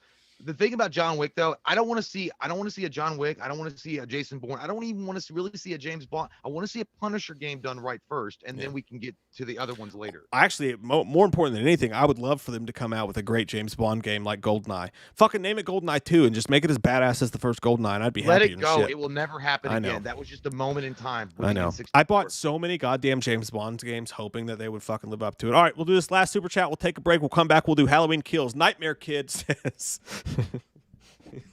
My hole burns. I bet it does. Well, Preparation H feels good on the whole. Don't you worry about it. My hole burns. It burns. Tell your mom to stop making you enchiladas. God damn. We'll be right back, guys. Jon Snow is the comprehensive collection of things that Jon Snow knows. Alexa, why do you suck dick? Would you like to buy it? Oh! I can't tell if you want to make this purchase or not. Oh! Hey guys, welcome back to We Watch the Movie. I'm Mike. He's Jay. There's not a lot of new Halloween movie news for that fucking Halloween Returns, Halloween 2018, whatever you want to call it. I'm jacked to the fucking tits. It's going to be great. What we're going to do today, I feel like, since that unauthorized set pic came out last week of Michael Myers on set, that soon, Michael. Yes, Mike. They're going to release a final picture of what the actual mask is. So before they do that, let's let us reflect. Let us have a moment. And let's talk about what the best fucking Michael Myers mask is of all time. I think we get that out of the way really quick. What the number one is, it's going to be the original. Really? Right? I was going to go with the Rob Zombie's H2. The best of shit. I like the fucking halfway. I'm almost a bum, but I'm not there yet. Yeah. No. original mask, hands down, which also translates to Halloween 2, because they use the same mask, is the best mask of all time. William Shatner, you shit out a good one. I like that mask the best. That's got the creepy factor. It's got the original goddamn, I don't know what I'm in for. He's got a knife. He's got a blank, pale, emotionless face. And the blackest eyes. Donald Trump eyes. There's nothing but I mean, it's like, but there's something about that mask that, like, I don't know what it is, man. It's like, to us, it's superhero. Like, it's like seeing Batman's mask. It is, and the thing about that mask is, though, what makes it most special almost has nothing to do with the mask itself. It's the fact that no one had ever seen a mask like this. I know Loomis says it, but this pale, emotionless, blank face was perfect, and that's what started everything. Well, it was also, it was kind of by, well... Not just Halloween. No, I mean, it's but really what started it all. If you watch the documentary on it, you know, they had two different masks. They had the clown mask that they were considering heavily, but then they got that Shatner mask, and then they put it on before they even treated it, and they're like, that's fucking scary, because it was like, it didn't look like William Shatner really at all, but it just had this really, like, detached look about it that was fucking creepy, and then they spray painted it, and they're like, holy fuck, I will never poop again. Like, but it had that thing going on about it. And, you know, from there we birthed the legend. And thank God they were birthing a legend that day. Because otherwise we might have wound up with a fucking Spock mask. What, that would... No. Well, the Spock mask was kind of creepy. I think the best thing about the Myers mask when it debuted was the fact that it had no crazy, scary features, man. And that's what Michael Myers is. I don't know if it's by accident or what, but it perfectly identifies with... This just, there's no reason, you don't know fucking why, it's a clean slate, it goes along unstoppable, and it just keeps fucking moving. And again, the mask goes along exactly with what Loomis said about the blank, pale, emotionless part. And also, even, I don't know if John Carpenter was saying it through the movie or not, but that evil itself has no real face. It's just this thing. It's this featureless void. It's a shape, bitch. That's all it is, bitch. See what I did there? See what I did there? We've got our best. What is the worst Michael Myers mask of all? Halloween 5. Halloween 5. It was the worst one. He looks like, Halloween 5 looks like, you know that famous picture of the old farmer standing there next to, like, the lady, like, in front of the farm? It just looks like that's what Michael Myers would be doing, like, holding a fucking cornstalk. Like, it's just fucking awful, man. He looks like he'd be the one that would tell you at the Valvoline gas station that your tires are low. Like, he looks like that guy. He's got, like, sort of... How the fuck did the hair grow from Halloween 4 to 5, and it's elongated, and he's... It's the Mona Lisa. It's fucking... It's almost like it wanted to be E.T., but then it kind of shaped up a little bit into Shatner. It's like E.T. and Shatner fucked and then had a baby. It's like weird with looking. A fish, like they fucked a fish. Like, I don't know, dude. It just doesn't look like... He's got that receding hairline, but the hair goes really long in the back. Like, he just has no idea what to do with this balding head he has. Yeah. Like, it's just here. And this is the thing. Like, that director was this French director, and he wanted a new look, and he wanted this whole big thing. So Halloween 5 is a terrible Halloween 5 looks like he should wake up in the middle of the night with curlers. Like, what's that noise? Even Myers thought that mask was bad because he puts on that gangster mask at one point when he's driving around. Oh, the Reagan mask? You know, he actually takes the mask off because if you're saying he knew how bad it was, he actually does for Jamie. He's like, oh, fuck. This shit smells just like my face! What's not quite as bad as Halloween 5, but the second worst mask, and I think that we're going to agree on this one too, that we're going to go... Rob Zombie's Halloween 2 mask. Because it wasn't even a fucking mask. Yeah, it was falling apart. Or was it just... And he made it like half the fucking shit's gone. It's not even there. It's flaying off in the wind. Like that shit had been sitting in the back of his dragon. Yeah, I'm like, what the fuck? Okay, so obviously Michael needs to get a new mask at this point. Like at some point, just go steal a new mask, like, bro, because your fucking face is being shown by everyone. No, it looks great in the beginning when he's at the hospital. That fucking scene is badass. Like the first 30 minutes of that movie. Wow. H2 goes from just lightly touching your wiener to just like punching you in the butthole because like that first scene's so good and Michael is so fucking just angry and he's just tearing Octavia Spencer apart like on that and that it's like the brutal Michael you always kind of wanted and then but it surprise fucking dream it makes you feel like well the first 20-30 minutes of that film does make you feel the speech of Charles Xavier when he's like, I feel a great sort of pity for anybody coming to that school looking for trouble. Because you're like, yes, I would defend it for honor. And then, you know, all of a sudden Magneto fucking killed everybody. Because at that point it goes downhill. But that mask, I hate that fucking mask. When he debuts after that in the cornfield and these fucking rednecks like, hey man, what to do with my country? I'm gonna put things back. And then all of a sudden, like, it's fucking missing. Of course he has a goddamn beard. Because literally, even Michael Myers gets a fucking beard in Rob Zombie. Well, I mean, to be honest, what is your deal with facial hair? To be honest, you know, going with Rob Zombie, I mean, defending him a little bit in this one segment, I don't think Michael knows how to shave. But then again, I've never seen him with a huge beard because he had a mask on. It's a good point. Yeah, but I mean, because I don't think Michael ever is like. Michael's not gonna, the shave. He's not going to take time to shave. No, probably not. Loomis would shave him. Yeah, Loomis probably had a bubble bath. But Loomis, you know, but he was in his book tour. That mask looked like goddamn garbage. It looked like Moth had been eating it and fucking on it for like 3 years. So that it was no good. Yeah. It was no good. Even though that was a direct continuation, whatever. So the next worst mask. I don't know. Let's. I know mine. Like, I don't know how we segment into that because H2O literally has 3 masks they use. They use the H6 mask at some point. They use a new mask with H2O, and then they have their digital bullshit, their alien mask. The digital bullshit's the one I meant when I said H2O. So that one, okay, so we'll go, okay, so H2O's digital mask is the fucking one. You get the close-up with him at the window. He's like, his eyes are fucking straight up cookie cut. He's like, do you know who I am? It's just like the scene in Signs where the alien shows up. He's like, "Vamonos, children, vamonos!" Like I'm not talking about what you guys saw on the original film, or not the original film. What you saw in theaters is an actual mask. When he finally H. Jamie, it's the H. But when they do the dailies, when they do the fucking dailies before it was released to the public, if you go and look, that shit was CG and it looked like it was fucking terrible. It was like. Like, I swear to God, when you sit down, it reminded me of diarrhea. Cha cha cha, diarrhea. When you're running around third and you feel a juicy squirt, diarrhea. Cha cha cha. Diarrhea. Cha cha cha. All right, guys. Thanks for waiting on us to take a quick pee. And we're going to talk Halloween Kills now. I think someone had mentioned that before to make sure that maybe the next time to put an "I'll be back" or some bullshit like that. It'd be funny if it was just Terminator's face. I'd be back over and over again. That'd be annoying as fuck. But you know, so people know. I need to figure out a way to do that, to like put a "We'll be right back" sign, but also have the video playing because I want to give you guys some entertainment when we're gone during those breaks. But you know, such is life. I got to pour my Mountain Dew here. Maybe we should just get like hire people to do sock puppets. Whatever, it might work. So okay, Halloween Kills. I was watching the inauguration today, and I turn on my Twitter, and what do I see? I see Halloween Kills. It's like, hey man, we know we're popular. Let's see if we're popular enough to get trending while this shit's going on. Bam, Halloween Kills news right during the thing. Like, what a weird time to drop news, but yeah. So let's take a look at the picture together. Okay, let's get in there. Let's look at it. I'm feeling good right now. Let's go ahead. Oh man, this is the picture right here. It comes from Empire. And it's a picture that we have seen before. We saw it at a different moment in time. But this is fucking clean as shit, dude. This is so clean. I mean, God, it's so pretty. They're saying, put some respect on it. You know what that looks like right away, dude. Immediately when I saw that, the song that I was talking about earlier that popped in my head, and I know you hate it because I played it to you 100 times, but it's, I came, I saw, I conquered, I bawled, I came, I saw, I conquered, I bawled.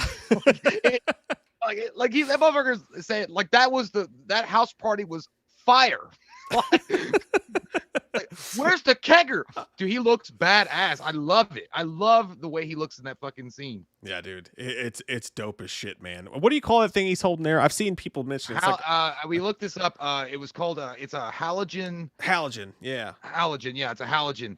Which it makes sense because it's used by firefighters. So he obviously fucking killed a firefighter and stole it.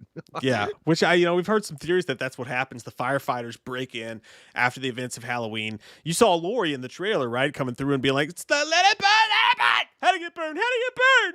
Yeah. You saw that, and I guess the firefighters show up. They go to save him because you don't fucking save Michael Myers. Michael Myers is a killer shock, and he kills them and he takes their halogen and dude. I've never that is going to end up being one of the coolest weapons Michael's ever used to slaughter some motherfuckers. It's going to be amazing. I hope he keeps it for a while. Like, that looks like the accessory for an action figure you hope that he keeps for the movie, at least for half of the movie. Mm-hmm. Like, that looks badass as shit, dude. Yeah, I mean, and he looks great, man. Like, I mean, every, like badass rock and roll moment ever on a cover album comes to mind when you see that image. Like, Meatloaf, Bad Out of Hell shit. It's like, this motherfucker ain't taking no chances. And you know, he's probably like, if you set one more house fire around me, I'm gonna lose it. You burnt my toy collection, you bastards. And he's like, by the way, I don't have house insurance. It's just so clean looking, dude. Like, I don't want to take it down. Like, it just looks so. He's got the fire blazing behind him, and you know, James Jude Courtney is not only, you know, he's not just the dude who puts on the mask and walks slowly. He's a fucking stunt actor, man. Like, he does this shit. That shot that they filmed of him at the end of Halloween 2018, where those flames are going around him. He actually stood there and like withstood a lot of that heat for a lot of that.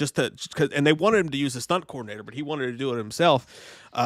That scene, man, when he's coming out of there, it's just got all I can think about, like, what John Carpenter score is going to play at that fucking moment, dude. You know? I mean, it's going to be amazing. But I'm always thinking when I'm looking at Michael, like what he was maybe thinking at that moment. He's like, so someone forgot to take the pizza rolls out of the oven. So, I mean, not my fault. But yeah, you know, I like it because it kind of looks the way that he looks. I think a lot of people are mentioning Jason Voorhees. He does have a Jason Voorhees look to him. He is wet on wet. But I also saw someone mention that that's the blood. Like he's just covered in fucking blood, and that's cool too. But well, if you look at the picture, you see all those droplets. Like like all around him, like all over the fucking place. Like I think those are embers, but they almost look like water too. Like, I mean, maybe they're in the middle of putting the house out and there's just fucking water dripping off it while the rage blazes, you know. Yeah. But it could be that. It could be that you know, that's firefighter water, for lack of a better term. Yeah, I think that it kind of seems like they're in the process of maybe putting the house out, and he's gonna sneak out the back before his dad gets home from work. Like he's, but yeah, you know, I obviously this shot is gonna be in the movie at some point. I don't know if it's because, you know, I know that someone said, well, this showcases that it's taking place right after the climactic end of Halloween 2018, so they're going to show this moment happening. I don't know if this is Jamie Lee Curtis looking over, you know, and maybe seeing it as she's driving away, or if it's some other scene, but it looks, God, dude, I have a boner for 3 weeks. Like, I'm gonna be like knocking down traffic with this moment when I walk out in the street. I don't think that Jamie Lee Curtis would see him because she's already way down on the road before the firefighters even get there to rescue him or whatever. But I think it's just going to be, I think would it be badass if he kills, and again, someone said spoilers. We don't know. We're speculating because he's holding a fucking firefighter weapon and, you know, he's walking out of a house that's on fire. We're just assuming that he kills some firefighters with that shit. But when he walks out of there, uses that probably to get himself out or whatever, and he stomps out, dude, and that music plays. Maybe that's where the Kills title drops, like Halloween Kills or whatever. Gonna be fucking insane, dude. This movie's gonna be so fucking raucous, man.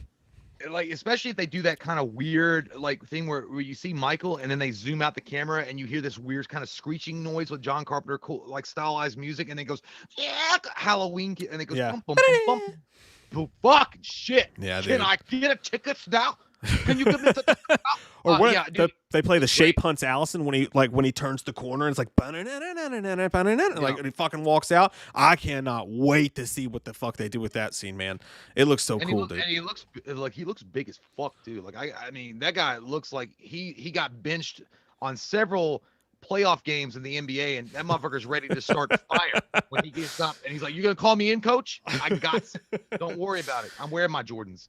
But yeah, dude, I think he looks great. The wet part, I know that some people, like, again, we've already talked about that. I think someone actually mentioned that in the last picture that we dissected a little bit.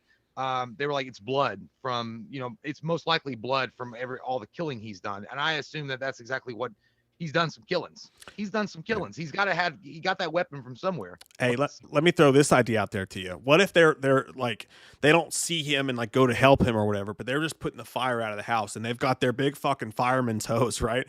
And then like Myers comes around the corner and he starts moving towards him. And what if Michael's walking out of the house and he's literally on fucking fire? Like literally the flames coming off and on fire, and they hit him with the hose. And like they hit him with this big fucking hose and he just like stomps through that motherfucker, walks right through all this water hitting him and just kills the dude. That would be like somewhere equal to him walking through the glass doors in Halloween 2, you know, just like powering right through that powerful ass fireman's hose. Like just, and I know it probably sounds corny, but I'm just imagining that shit hitting him and him just keep coming would be dope.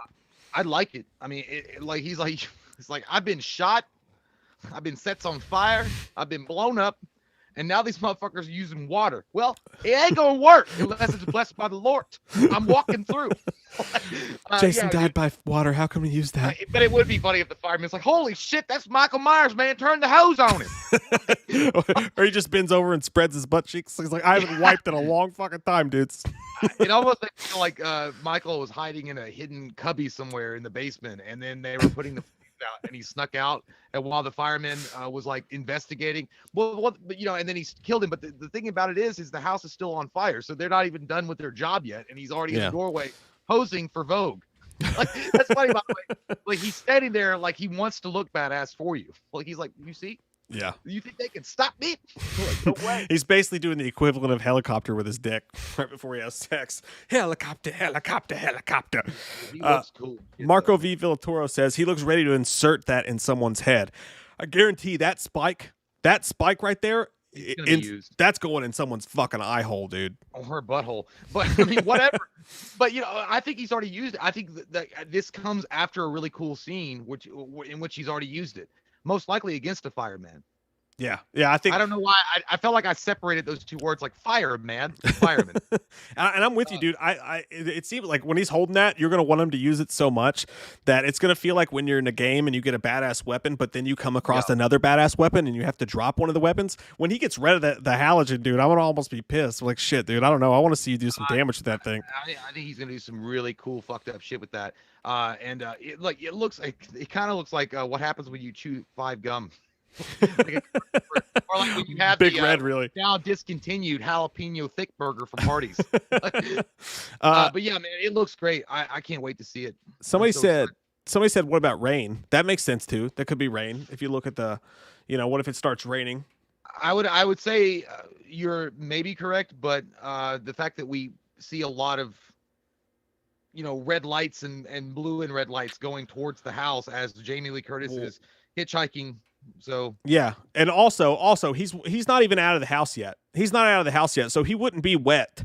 He wouldn't be that wet from inside the house if that was rain coming down. So I don't think that's it. But I see where your head's at there. That's either that's either blood or water. It's either one, but I mean that's why he's wet on wet. He's so goddamn wet though that I do wonder if there is a fire hose scene. That sounds like a weird thing to say. Like, I wonder if they hit him with a fucking hose at some point. But that would be badass if he fucking storms. Courtney Love's vagina when she found out that she was going to be the sole proprietor of Kurt Cobain's estate. if he fucking like tears through a breaking down burning wall like to make his appearance and just take somebody out, and meanwhile like he stumbles into like a hose that's going in the house. Fuck. There's so many badass things they can do. So many ideas. We can put our beds together. We'll save so much space. Let's make bunk beds and do karate in the garage. Yeah. But I think what's going to happen, dude, honestly, if you look at it, like, I think maybe he's like, we don't know yet. I mean, I know there was a lot of hints in Halloween 2018, whether or not he was supernatural or not. And, certainly there's a case to be made that he is supernatural in a lot of ways. But I feel like he was hiding, as the flames were coming, and maybe just because of his mind or the way that he almost plans things out to a T, that he knew the firefighters were going to come, or somehow he fucking knew. I don't know. Maybe Thorne told him, but like he hid, and then when the firefighter, maybe he stills the halogen and either breaks through the metal whatever the cage that they put him in, or he breaks through the outer wall or something, and then he comes back. I don't know why he would do that on the outer wall and then come back up through the doorway to be like, hi. Well, maybe it was in the basement or something. Like maybe like tears through a post or something. I don't fucking know. It's just like I said, there's just so many ideas. Like, you got your toys. How do you want to play with them? Dude, but that shot like just screams everything they've been saying about this movie, about it being just violent, about the death count being high, about it being like the meat of the 3 movies. Whereas the first one is a reintroducing of Michael. The second one is the crazy shit that goes on, and the third one is how you deal with the repercussions of all this shit. I've said this before, but I think that Halloween Kills, and this is not just out of hope, it's not just fanboy hope here. I really, really believe, man, and everything I see solidifies this even more for me. I think Halloween Kills is going to be the best movie of this trilogy. I really think so. I think that we've discussed. It'll be The Empire Strikes Back. I also feel like it's going to end on a downtrodden note, much like a trilogy would. You end on a downtrodden note in the middle of it, and your climax happens, and Halloween ends. Like Return of the Jedi, everything is set forth and set right. and everything is good. But like Empire Strikes Back ways, in the middle of a trilogy, you would end it on a sour note, and then they would have to tune in for the conclusion, which obviously is going to end on the side of right. But you know, and I know that other people had said that they were tearing up and crying during Halloween Kills, so it also leads us to believe, which we've said that before, that maybe Jamie Lee Curtis dies in this one, or at the very least, one of her daughter, or I don't think they would kill off the granddaughter this early, but maybe. Yeah, I think if anybody, it's going to be Karen, dude. I think Karen dies. I don't think Jamie Lee Curtis is going to die in this one. I definitely think you're right. I don't think Allison's going to die. I think it's going to be Karen for sure. Princess of Evil Cinder Jr. Dragmeyer says, I think I've fallen in love with Michael Myers. My parents will kill me. You know, there's a lot of girls out there that want to bang Michael Myers. Yeah, it's so weird. Like, I don't know. I mean, is it because he'll never forget your birthday and he'll always remember? But at the same time, he'll stab your goddamn nipples off and wear them as earrings in his in his private times. I don't get it. There's not. Well, it's not just fictional characters, dude. Like, look at the Richard Ramirez case. There were bitches lining up left and right and sending him nude photos because they wanted to have sex with him. And like, this guy has broken ass fucking teeth. His breath smells like butt crack from the '60s, and you want to have sex with him? Like, and he kills you. Everybody has to plan until they get punched in the face. Not Sure says, we all hate Freddy's Dead, but can we at least agree that Iggy Pop song video was banging? I legit get trashed and sing it in the shower once a week. I don't know Iggy Pop, but that's a great reference. I think Iggy Pop was trashed in the shower when he wrote it. Yeah, it's probably trashed in the shower a lot in his lifetime, dude. Fucking love Iggy Pop though, by the way. But I like the Goo Goo Dolls song. Stay Awake or whatever, or Wake Up or whatever it's called for Nightmare or for Freddy 6 for Freddy's Dead. That was a good one. I like the one from 4. What was the Thirsty song? I'll give you anything, any $100 bills. Yeah, that was a good one. That one was really good. Yeah, and Running from This Nightmare was really good. I mean, there's been as far as soundtracks go, as far as music that's come from, man, there's been a lot of good ones. It's weird though that Michael Myers Halloween has really never had one of those. I was just thinking that, dude. Like, Scream maybe has the best soundtracks of all the big time horror people, slashers. Like, even one specific song for the movie. Like, you had Alice Cooper for Friday the 13th. He did one. Dawkins did one for Nightmare on Elm Street. Yep. And so on and so forth. But you never had one artist come or a group come in. Hey, we're gonna do a Michael Myers themed music video. That's a really good fucking point. John Carpenter is so involved in the music production that he didn't really need it. I guess the only one you could go to would really be Rob Zombie's Halloween movies, because he put all those songs in there. Love hurts. That's true. Gary Callow says there's a clip out there where he's swinging at people like hell, so maybe he goes all Halloween 6 on the firefighters. That looks like it's a knife when he does that, but that is another scene that's going to show you how fucking gory and mean this movie is going to be. That one scene in the trailer where he's like, "Get take it. You gonna take? If I give you the funk, you gonna take it." Fighting away the paparazzi trying to spool the fucking movie. Don't do it. And then let's see here. And then there's a little bit more about this too, by the way. David Gordon Green said some stuff that was kind of interesting. Ryan Gillen says it'll be like Halloween 6, LOL. Fireman yells, "Hey, that's my fire truck!" And then he gets his throat ripped out. Remember the bullet dude from Halloween 6? Like, "Oh, that's my truck!" That'd be good. If they throw that in there, I'll enjoy it. That would be fucking awesome. And then Marco V. Villatoro, thanks, buddy. He says, what if he kills the firefighters as they go in to check if anyone else is in the house, and after he killed them all, he walks out? That's another thing too. Like, do they find him laying down in the house? Do they walk in the house and meet him there? Obviously, I don't know. He meets them in the house because he comes out of the house holding the halogen. I feel like they found him before because the house is still on fucking fire. Nellie is still having a raging fucking keg party in there. It's getting hot in here. I think somebody actually said that.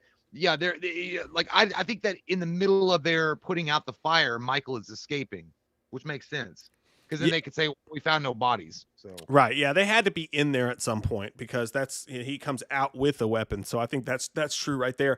And another thing, man, like, that house was on fire. That was a lot on fire. Like, a lot of times a house that looks like that, you wouldn't think they would even run into. Like, if you look like a Mayhem commercial. Yeah, like, it's hard to picture anybody running in that house. I guess there is a little bit of opening before the fire gets there, but Kurt Russell shows up with Stephen Baldwin and does it from back.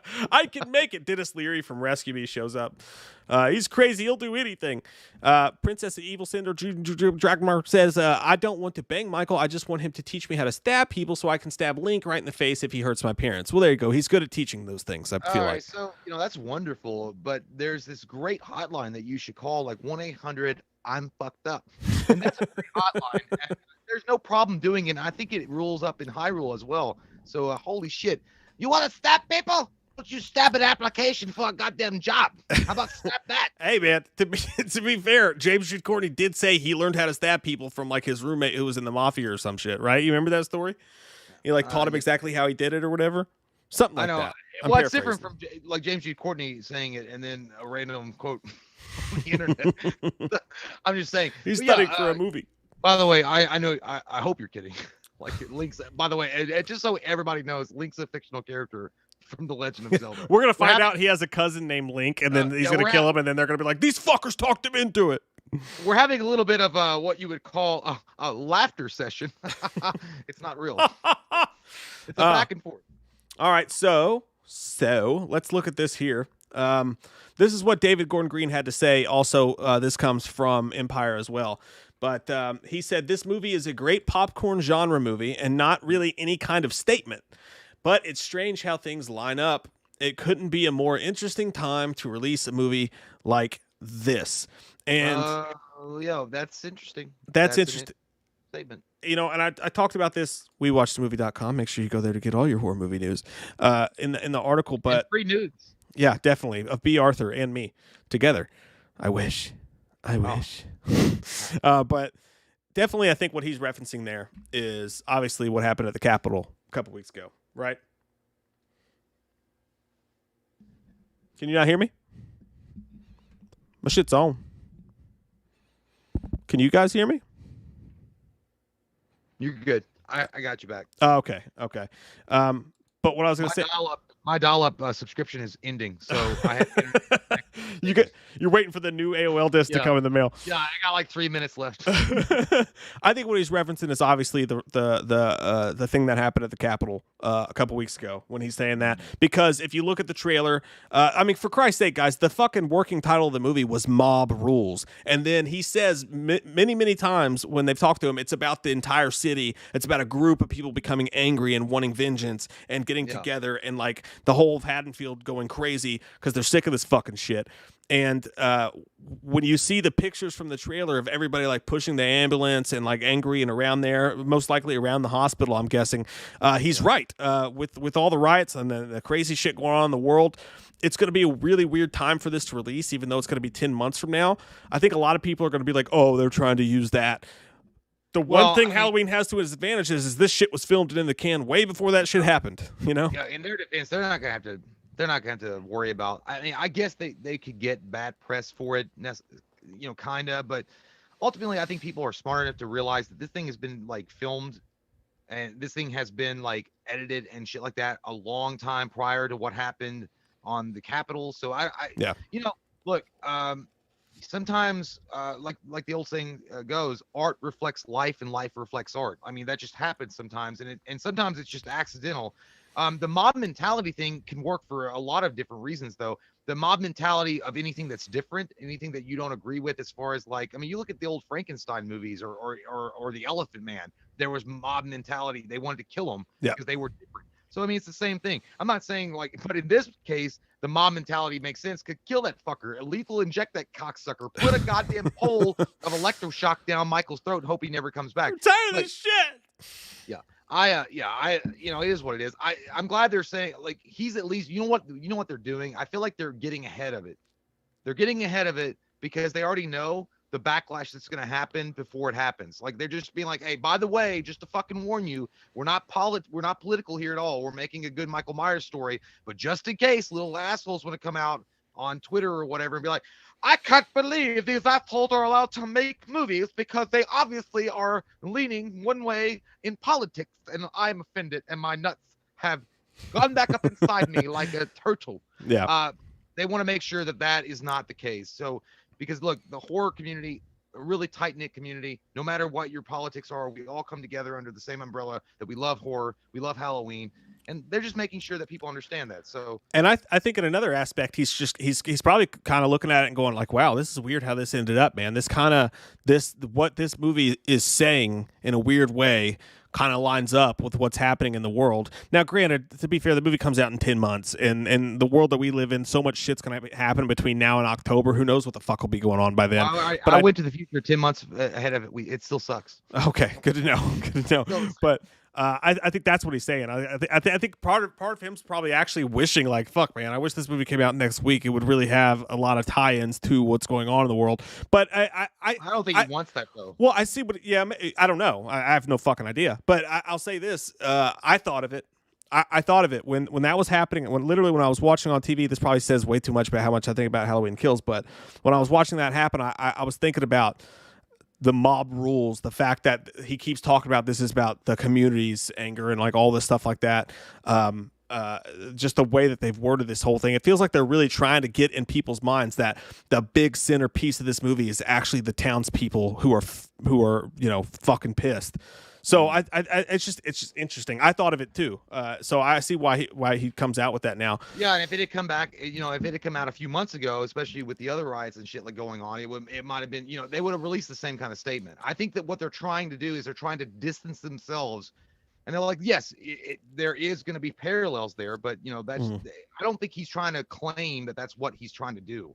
They're not trying to do that, which I'm thankful for. Thank fucking God. I don't want a Halloween movie infected with what's because you go to the movies to escape bullshit. You escape reality. I want Halloween and Michael Myers to be separate from the bullshit. Yeah, and movies can be political, and that's fine. And movies can be what they want, but what you don't want is a franchise that you know what to expect all of a sudden being like, we need to say something about culture. Like, no. Well, one of the worst offenses of that was The Purge.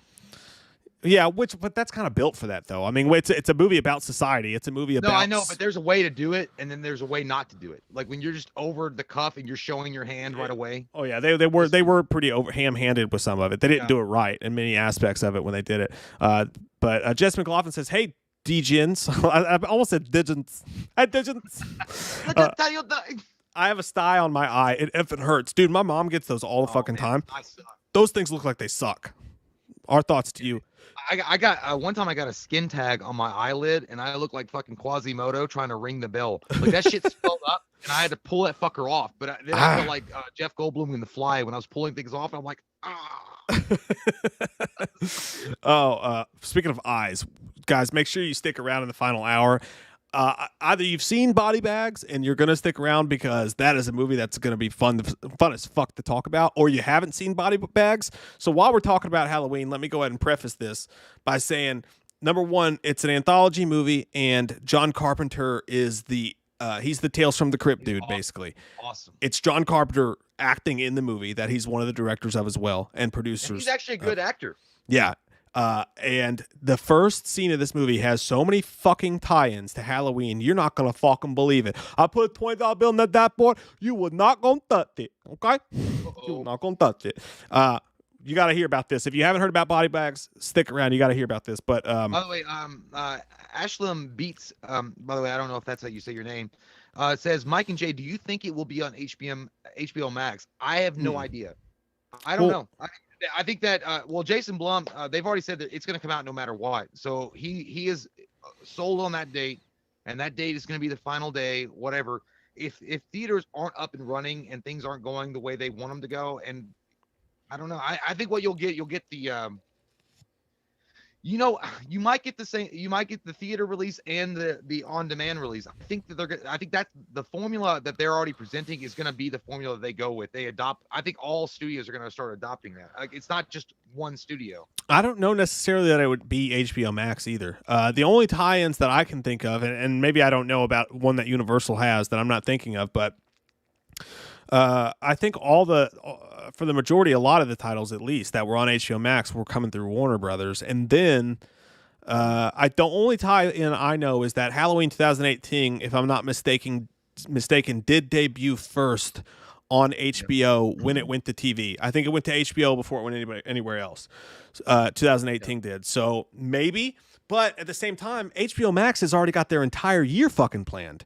So I don't know. Well, I don't think it'll be like an exclusive thing only on HBO Max. What I think will happen is it might be an on-demand kind of situation versus also at the same time having it released in theaters the exact same day. Yeah. So it won't be just HBO Max. It'll be like, oh, if you have Time Warner or Dish TV or whatever, you can order it on demand and watch it while it's in theaters or something. And it'll be like $25 and that'll be it. Yeah, I think this is a great movie to test the palette of. We'll release it in theaters, and it's not going to be on a streaming platform, but we're going to charge you $30 to rent it, because I think that a horror movie with a big name behind it, that's a huge fucking title, is going to be one that I think you can get people to actually pay $30 and rent and watch it in home or go to the theater and see it. I think you're right, dude. I think you're going to get a little bit of both on this one. Yeah, it's going to come out in October. A lot of people are going to want to like chill at home, and look, hopefully the vaccine thing works and everybody gets vaccinated or whatever. But at the same time, people are still going to be leery of going to of packed places like movie theaters and concerts. I think in a lot of ways, and studios are preparing for that. So they're probably thinking like, you know what? If we release it on demand at the same time as releasing in the theaters, we're not losing much. I think we can do that and get away with it, which I think exactly what they're going to do. So it won't be a HBO Max exclusive. So yeah, I don't think so either. I mean, there's a possibility that happens, but and again, the everyday person that's not a high risk or a frontline worker or essential or whatever the list goes down, I think the plan right now, it looks like, is they're hopeful that everyone will be able to have it by spring, summer. So October isn't really conducive to that. I don't think movie theaters are going to be a full go by then, but by October there could be a decent little, like, the theaters just have to be open. If the theaters are just open where you have the choice to go see it, then it could be debut on rental and debut in the theaters, and then everybody basically gets the best of both worlds, dude. Like, if you're like, no, I need to see Halloween Kills in theaters, I'm not worried about it, you can go see it in theaters. And then if you are worried about it, you can watch it at home. Only bad part about that scenario is that the pirating, obviously, it's going to get the fucking shit pirated out of it, especially if you're charging $30 for it. Well, the pirating is always an issue. I mean, that's an issue even when they have the theater releases, because I mean, I'm not saying we have or haven't, but there's been movies that have been out for like less than fucking one day and they're already on the internet for everybody to enjoy. But not when they're the bigger releases, though, they're always like cam rips and shit like that, so it's not as damaging. When they do it this way, you're gonna have a 1080p fucking 4K version day of. It'll happen, but I think that people want the movie industry to continue on, so they also understand if they keep doing that, then they'll die, and they don't want that to happen. Nightmare Kid says, he's like, I will pay no more than $30. I like that you're negotiating. That's what you'll say. I will pay no more than 30. 31, fuck you. Go have sex with your grandma. I will not pay 31.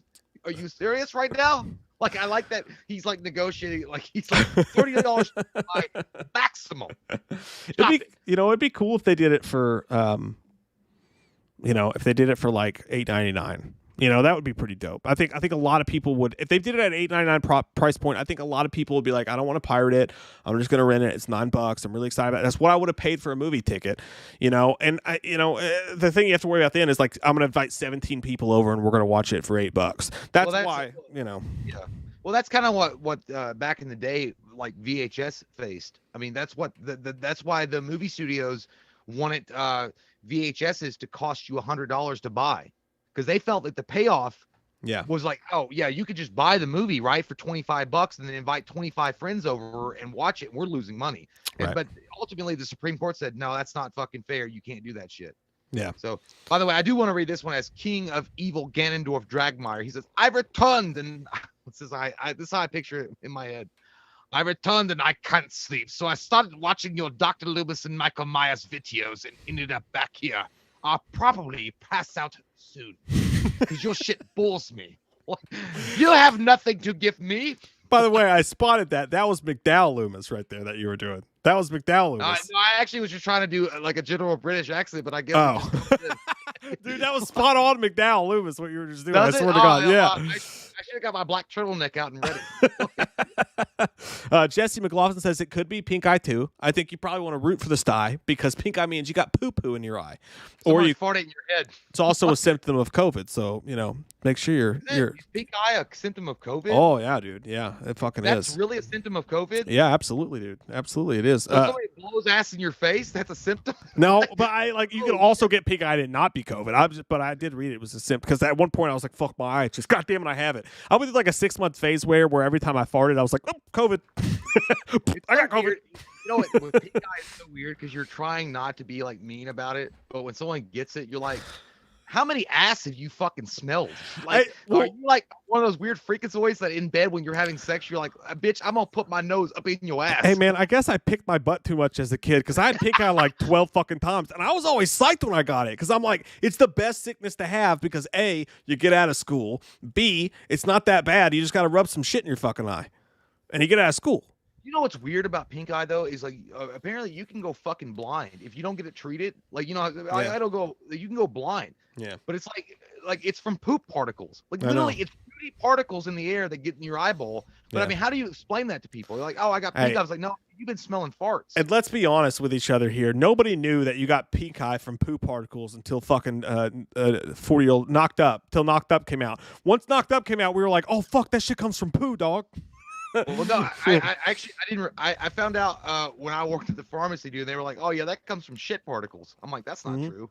I was like, "That ain't true," and they're like, "No, it really is. Like, you get it from poop particles." Yeah. Like, oh shit. I learned it from Knocked Up because Jonah Hill was like, "Yeah, dude, you got pink eye because I farted on your fucking pillow."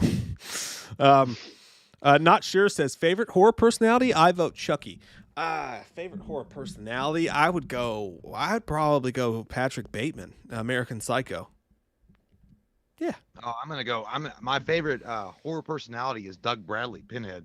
That's good. I think that guy is fucking like. Listen, man, if you can talk in a British accent, explain very calmly how he's gonna rip your nipples out and then wear them in earrings and then get inside your flesh and then fuck your corpse, but at the same time tell you in a very nice British way, that shit's scary to me. Because he explains what the fucked up depraved things he's gonna do. Dude, you know what a funny fucking skit would be if we could get the makeup to do Pinhead, and we should start a whole series like called Having a Beer With. Like, imagine having a beer with Pinhead. How funny that shit would be if he was sitting there in his full leather fucking shit, like his whole BDSM outfit, and he had the pins, and he's sitting there and you're just drinking a Coors Light in a bar, and he's like, so do you watch sports? He's like, the thing about sports is, it's just like having like a regular conversation, but in his voice. But you got to be animated. Like, sports, you dare use that word when you question me. Like, I don't like it when they don't get the ball in the hole. Yeah, like when he orders his wings, it's like, I'll have the spicy chicken wings. You know what I mean? So what would you like to drink? A Mary. A Bloody Mary. Tim Burns says Jay gave pink eye to the girl he shot in the eye, and he laughed. Actually, that was called a cum eye. A different. Look it up in the dictionary. You got sticky fingers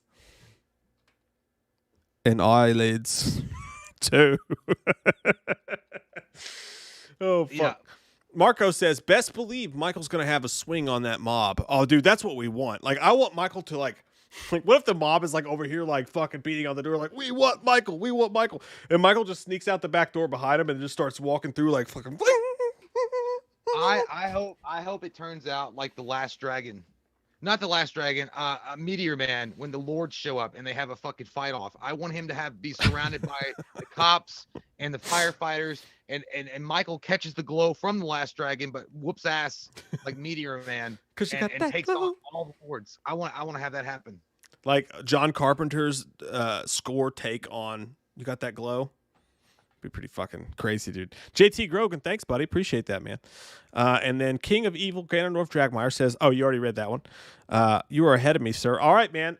So that is the Halloween Kills news. That's all that's going on with it at the moment. All you guys here who are just here for the Halloween Kill news, let me tell you something.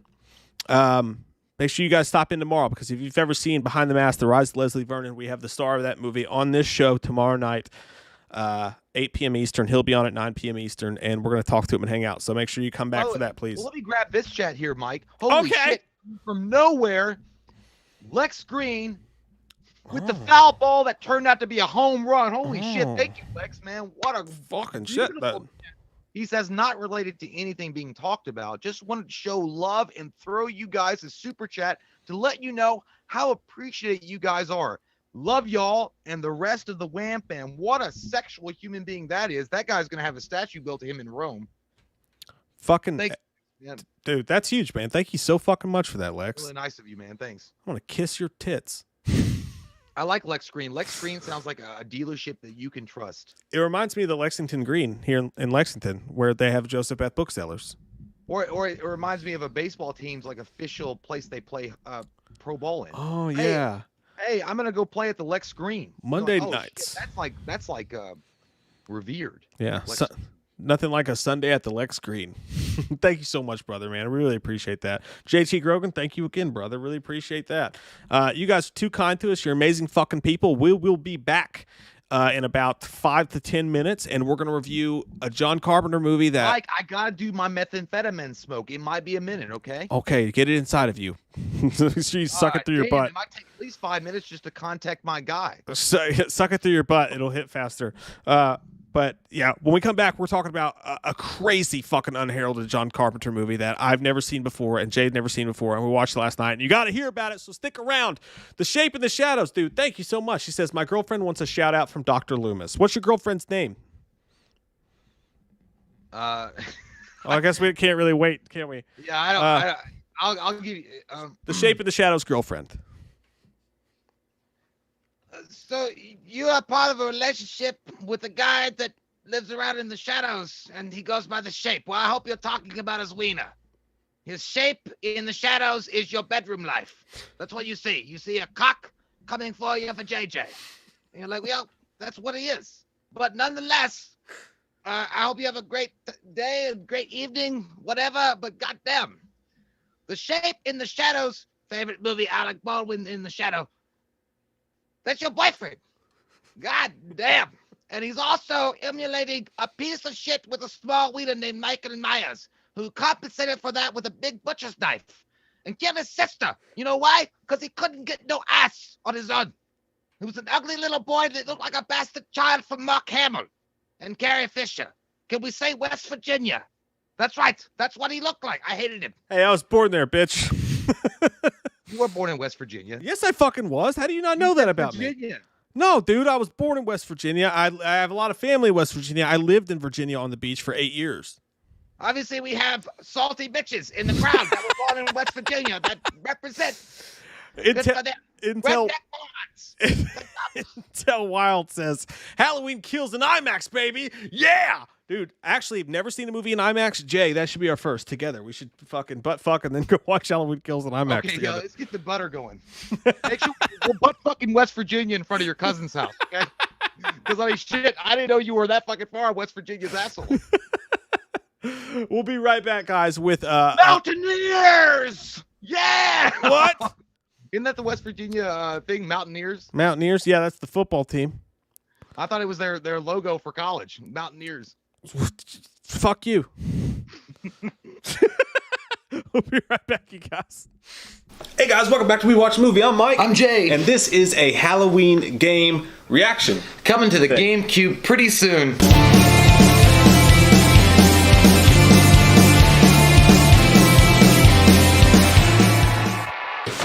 Shit. What the fuck? Oh, fucking cat. That pussy knows. Hey, so Julie on Twitter, thanks for bringing this to us, our attention. I actually saw, since you sent it to us, that I saw the fine dudes from Slash and Cast have also done a video about it or whatever. This seems pretty cool. I didn't watch it. I just clicked through it really quick to see what it was and see if it was worth doing. The channel Punish, I'll put the link down below so you guys can go subscribe to them and check out their video on your own. This house is clutch. This house is clutch. They made a Halloween gameplay demo. So they used a little bit of Dead by Daylight and some other stuff, but they made a demo that I believe you can actually download and like walk through and play the game. Cool. We're just gonna watch someone else do that because we're technologically stupid. All right, let's see what this motherfucker's got in store. All right.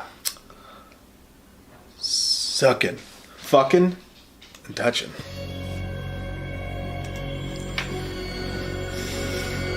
Nightmare on Elm Street.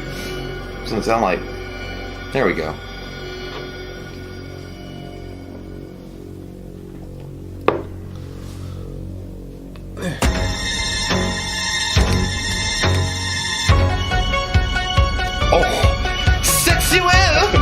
It looks like he smelled a big fart though.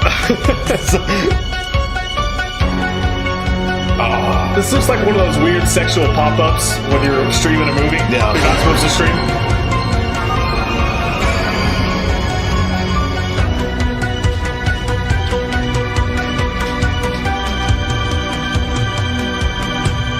That's fun, dude. That's old school. I know. I love it. Dude, it looks like one of those, bet you can't play this for 5 minutes without coming. That bitch looks like she found out her bill at a spa. She's like, how much? It looks good as fuck though. Yeah. I like the sound of her feet. Listen to my hooves! Why does she look like the old lady in the It trailer? When she's like, she's like running in the back. He's like, oh. You don't have any shoes on. I don't think you got a tiptoe. Tiptoe through the forest, through the window. Oh, no, Insidious. Here, sir. Reminds me of Resident Evil. Yeah, it's cool, though. Where's a flashlight? Oh, there's blood. Were you on your period? I spilled my apple juice in the hall. Please tell Mom this is not her fault. Is there money in it? No. Oh. Fucking badass, though. Those are the world's biggest scissors. Excuse you, lady. Oh. Making that classic. You fucking killed him with a chair. Oh.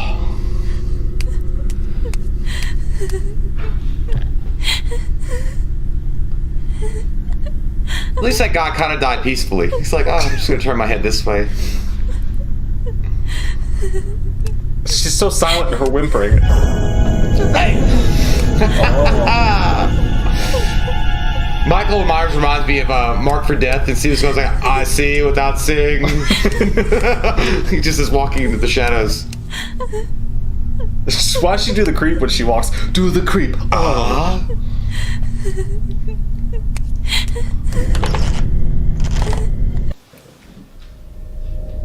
Good loading time. What's it say? Oh, that's badass, dude. Did he put his own poster up? He's like, go see my movie, That's bitch. fucking cool. Take a look around. Michael's in the hospital. Well, no shit. I thought it was Jason.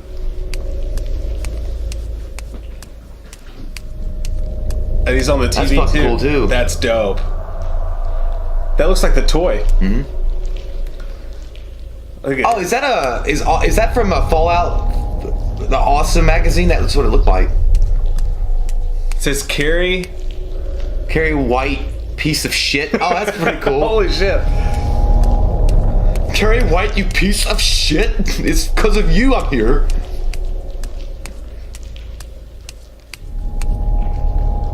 I'm going to sleep because the clickety clackety clickety clackety clackety clack.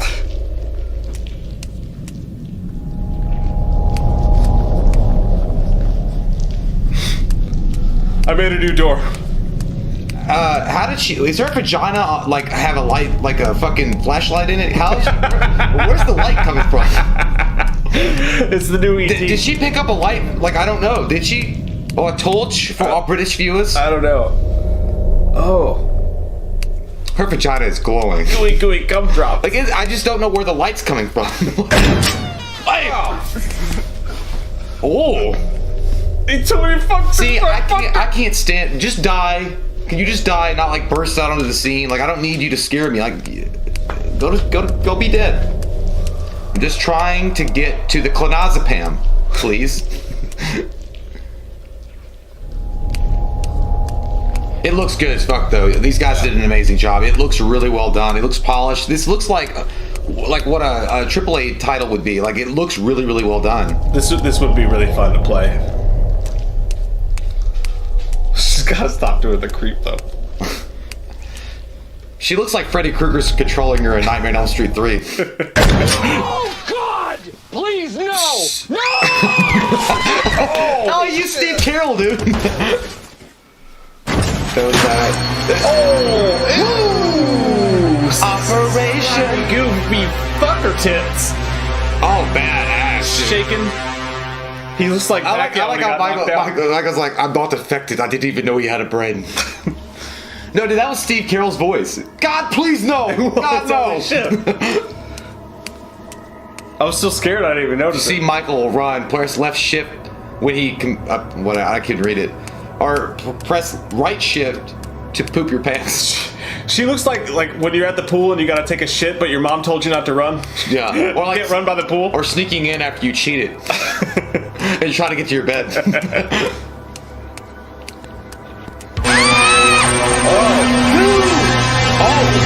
That almost got me. Almost chipped a tooth. Let's get out of here, Wayne. Oh, that's badass. Got this. He wants to pull the fucking rope down. How did Michael lose her? Stop ass. Oh man, I love that. Gets my juices flowing. Ooh. You have an overactive vulva.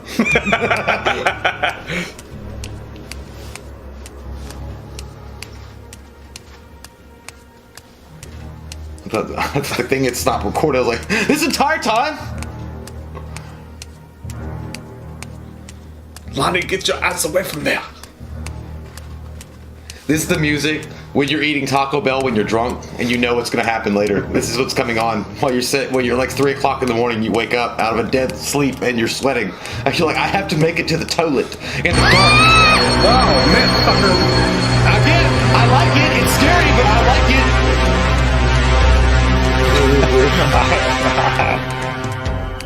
Oh yeah. I'm hiding. Nice lady, but I'm hiding. All right already. I like how Michael's like, fuck it. He's like, is that a juice dispenser? You guys got Fruitopia?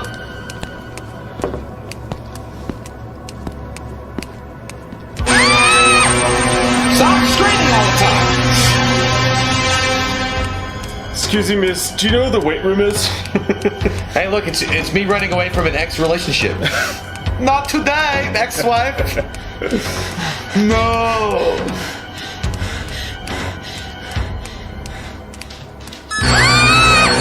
God damn it. How do you keep bothering me? Get in the trash can.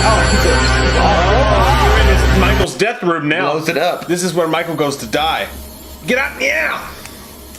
Man, lead Michael to the gas leak to cause an explosion. That's badass to the trap. I can't. These guys did fucking awesome, dude. Yeah, this is cool. Take my money, meow.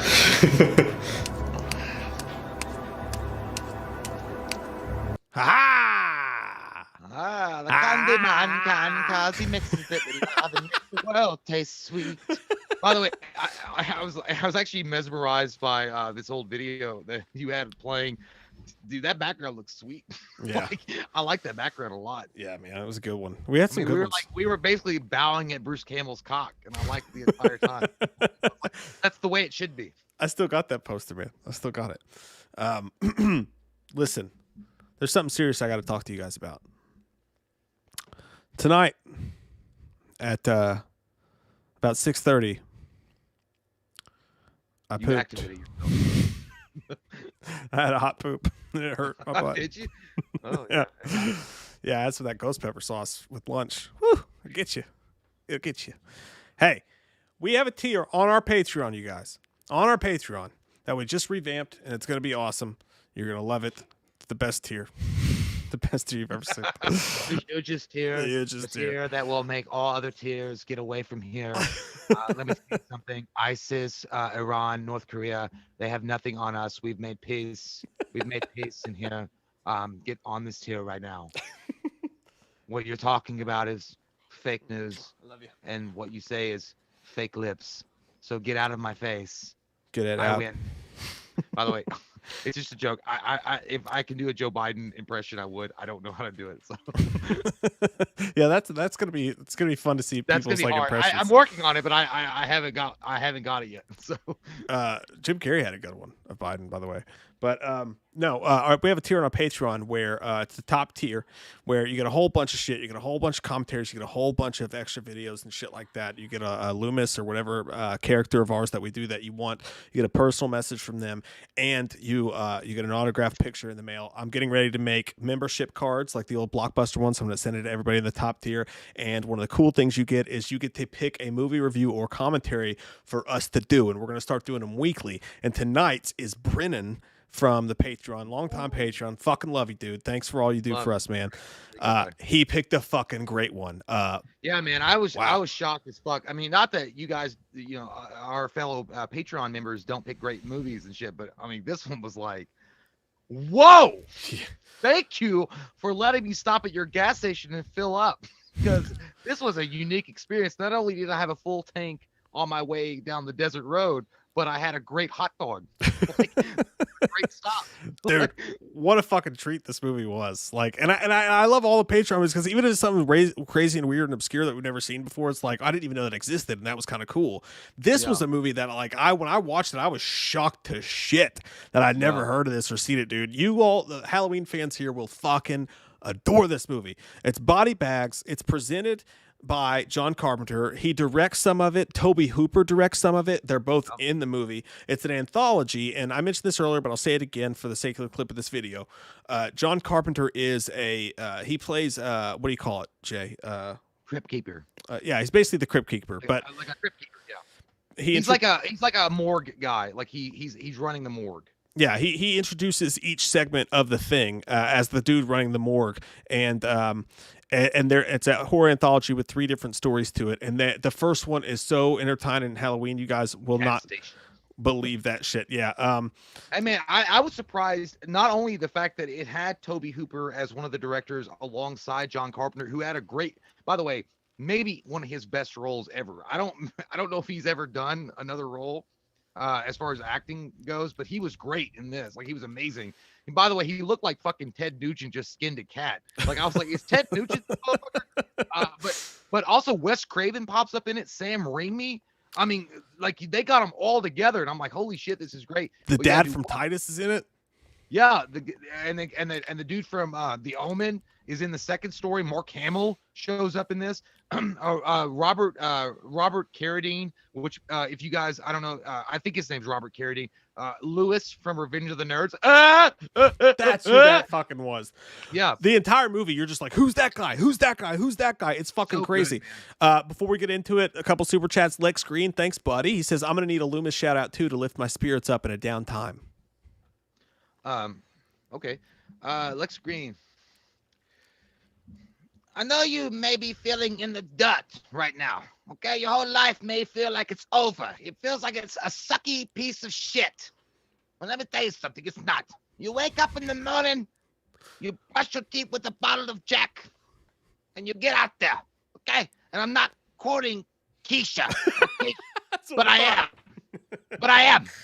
Because you know what? That bitch had a good idea. Fuck it. Go ahead and embrace life. I know you're pain, Next Screen, but let me tell you something. Everything's going to be A-okay. A1 sauce. Don't you worry about it. You're going to be A-okay. You're going to wake up tomorrow and you're going to feel better. You know why? Because you exist. And Michael has a small wiener, and he's in a mental asylum, flopping around like a virgin on prom night on top of a woman. He doesn't know what he's doing. He's just a nasty, floppy fish out of water. You're going to be okay, Lex.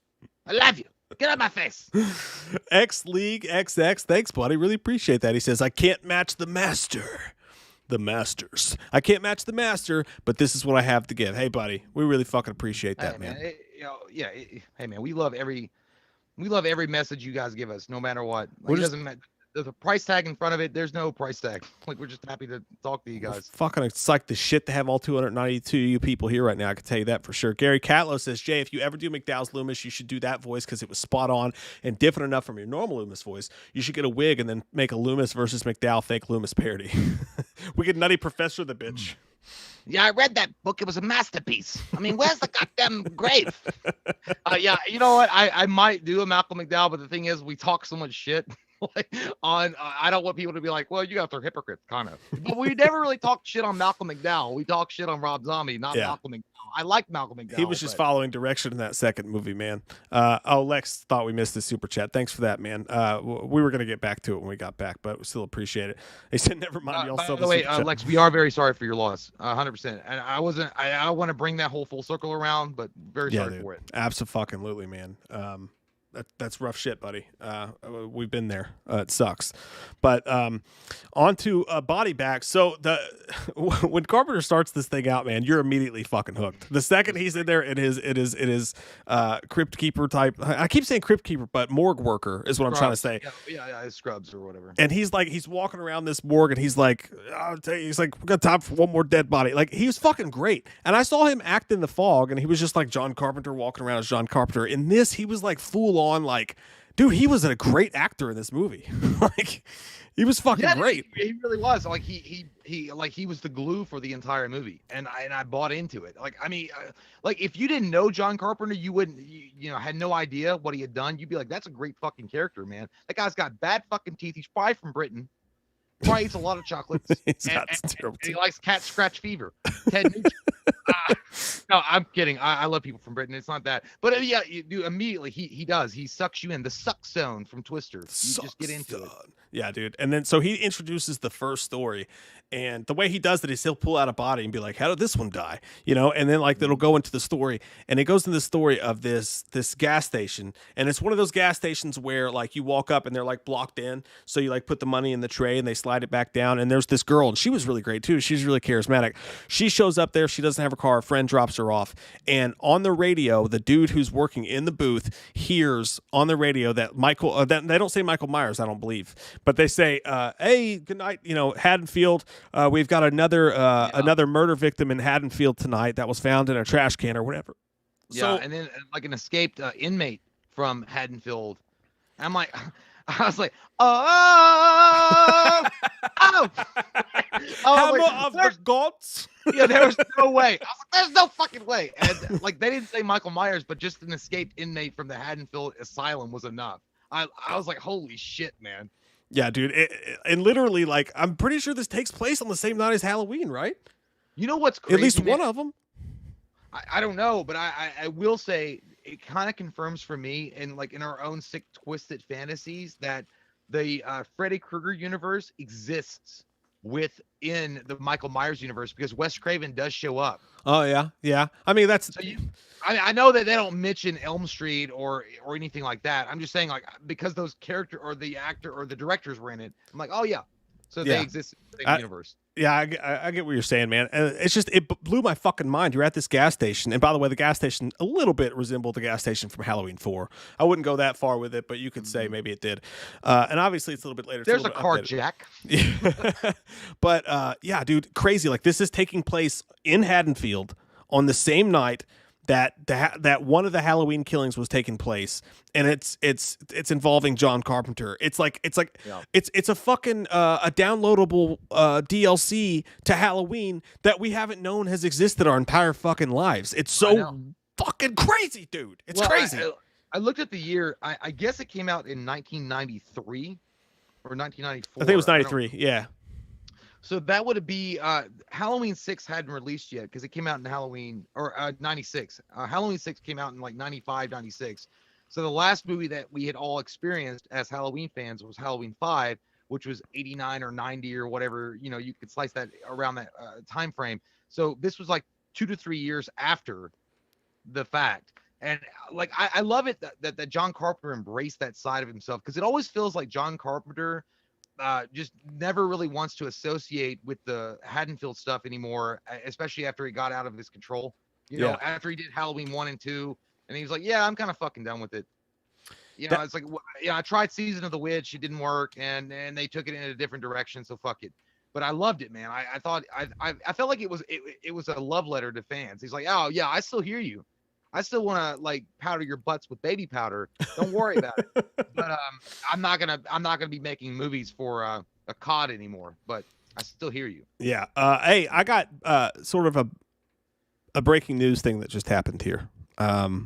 Not to interrupt the review, I will splice this up when we do our things. Did not realize this was a thing. Dalton with the super chat, thank you, says Halloween Kills behind the scenes photos on Frank Stroda SFX Facebook. Oh. Let me Is that pull a this. spoiler thing, though? Let me look at it and double check and make sure there's no spoilers here. I don't know. Again, this is coming from you. I don't know. This looks pretty damn legit when you look at the house and all that. There have been some fan films that look that way as well, but let's just take a look at it for the sake of looking at it. Let's have an adventure. Let's have a look at this, guys. Wow. This is wild shit. Patootie parts.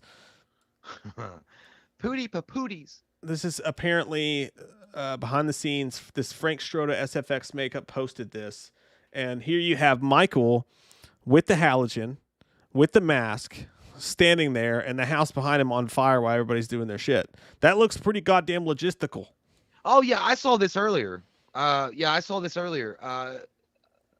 Yeah, I mean, it look, I think that's legit. I mean, I 100% think that's legit. Wow. It looks really cool. He looks great.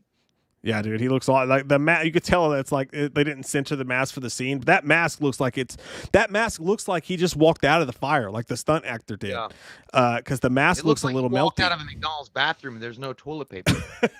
But yeah, dude, I mean, I think that's legit, man. I think that is a leaked photo from a behind-the-scenes set, so we get a little closer up inspection of Michael's situation, and I'm liking what I'm seeing. Look at that hand, dude. Yeah. The hands all there, the mask. Yeah, it looks good. Holy shit, that's pretty fucking dope. You know what I would do, man? If I were, that particular pic looks so good. I wish that they could just somehow wash out the background with the guys in it and just have the flames coming on the back end of him. Yeah. And make that the Halloween poster. That would be a dope-ass Halloween poster. I would switch up the mask a little bit because you can see it's not really centered on his face there. It literally looks, dude, like the stunt actor walked off set and everybody else is still filming the leaving behinds. Like he just walked past the camera and they're all like worried about the fire and shit. And he's standing there like, my fucking face is hot, dude. My face is so fucking hot right now. So this is obviously Michael's attempt to be a goddamn fireman. Guess what?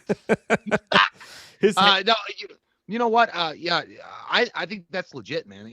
I mean, it's 100% legit. I don't know. I kind of feel bad for the creators because I don't know if they really wanted this shit leaked, but it looks cool shit. At least there's no right. spoilers or anything the here. The mask is kind of like cockeyed a little bit, but you know what? It works for the flick though. If his mask was a little cockeyed because he was pulling down, or it was kind of melted a little bit, that makes sense. Motherfuckers just walk through fire. So yeah. Pretty dope, man. Pretty fucking dope. Absolutely goddamn dope. All right. Sorry to break into the review there, but that's dope. I'm a fire starter. Twisted fire starter. Oh, that's fucking awesome, man. Not sure, says Riddle. How did Butterball lose his eyes? It was Jay. Cinnabite codename Super Squirter. Not suitable for most obvious or the chick Jay dated. Hey man, I would go with I would go with that. I would go with the Super Squirter. I feel like that's an accurate name. Let me get some tight leather fucking Cinnabite gear on. Oh, you went silent there. I can't hear you and you're freezing. Can anybody else hear Jay? There we go. Oh, there you are. Okay, we're back. Sorry, I had to open up the merchant box real quick and say, hey, what? They figured out my name was Super Squirter as a Cinnabite, and I guess we're gonna have to come up with a new name like Squirter of Super. That's a great fucking that's a great Cinnabite name. Michael Stapp says my birthday was Monday. Happy birthday, Michael. Fuck yeah, man. He says, can I get a belated birthday wishes from Slenderman and Loomis? Yeah. For Michael Stapp. Okay, Michael, stop. Happy goddamn birthday, Michael. Hopefully you don't follow in the steps of your cousin Scott. Because guess what? He lived out his final days of his career in a goddamn Motel 6, chasing an angel that was an ornament on his hood because he thought it was leading him to the Golden Land. It led him nowhere but the unemployment line. Michael, stop. That's true. Have a good birthday. And then I guess Slenderman would be like, so anyway, me hope you're having a great birthday party coming up soon, Michael Stipp. Me hope it's so wonderful. Me hope you don't tell nobody to stop. Me hope that you will tell them, keep going, keep on singing me praises. Because me as Michael Stapp, me has survived another year, and you should be happy about it. Me is happy about it. Who got me a gift card for Subway sandwich? You use me best friend if you leave. Thank you so much, Michael. Stop. Me hope you have a wonderful birthday party. Me hope it's full of joy and balloon animals and all sorts of things. Have a good one. Nightmare Kid says Michael's mask will melt into a ghost face mask. You imagine that shit like fucking just droops into like Hey, and there we go. We got a tie-in for Scream. We'll have Scream and Michael Myers existing in the same fucking universe. There we go. We got it there. But no, anyway, so body bags. Turns out you're at this. You hear them talking about Michael Myers over the radio. They don't say his name, but you're in Haddonfield and there's been a death, and you assume that it's on the night of one of the Halloween movies at least. And then you've got this chick working this counter. Fucking Wes Craven of all people walks up looking scary as shit, That was so awesome. Like a hobo. And he's really good acting scene by him, by the way. He's talking. He's like, "What are you studying?" Yeah. College girl's like, I never got the chance to go to college. And she was so rude to him from the get, just because he was, I guess, looked like a bum. She was like, I'm just studying my books. And then he's like, I got some he still shot his shot though. He still shot his shot. He's like, I got some bourbon in the car if I can get you out of that booth. Like, he reminded me of like an adult version of Earl Stein. I wish he'd walked away and his briefcase was open up like bum, bum, bum, bum. But it was so cool to see Wes Craven popping in for a second. And by the way, the atmosphere and the music, by the way, is also helped along by John Carpenter. You could definitely tell it in the gas station, the first episode, because it does feel like a Big Trouble in Little China kind of music going on with horror elements in it. Yeah, I loved it, man. Look, the whole sequence plays out perfectly. I don't think you could have got a better cast for it. And especially you have Wes Craven showing up to pay not only homage to John Carpenter, but the love for the horror franchise, and to be a part of this collaborative effort was great. The only thing that I take away from it is I wish that Wes Craven had been able to direct at least one scene or two scenes of that particular gas station script. Yeah, that would have been the ultimate. I'm not saying that John Carpenter didn't kill it, but I would have loved to have more collaborative effort in that. But it was badass. What would have been cool is if he had his own short in it entirely. Like, that would have been awesome. But who knows how that worked out. But it was just cool. Like, you're seeing all these people that you know in this movie. They're mentioning Halloween. And technically, Wes Craven shows up in, like, an offhanded Halloween thing. That's, like, the fucking wildest thing ever. And he's so good in it, too. It's not just, like, it's not shitty fucking fan service. It ties into the plot. He's a scary character in it. It's really fucking good. He was wearing the fedora. Oh, I didn't see the fedora. I didn't notice it.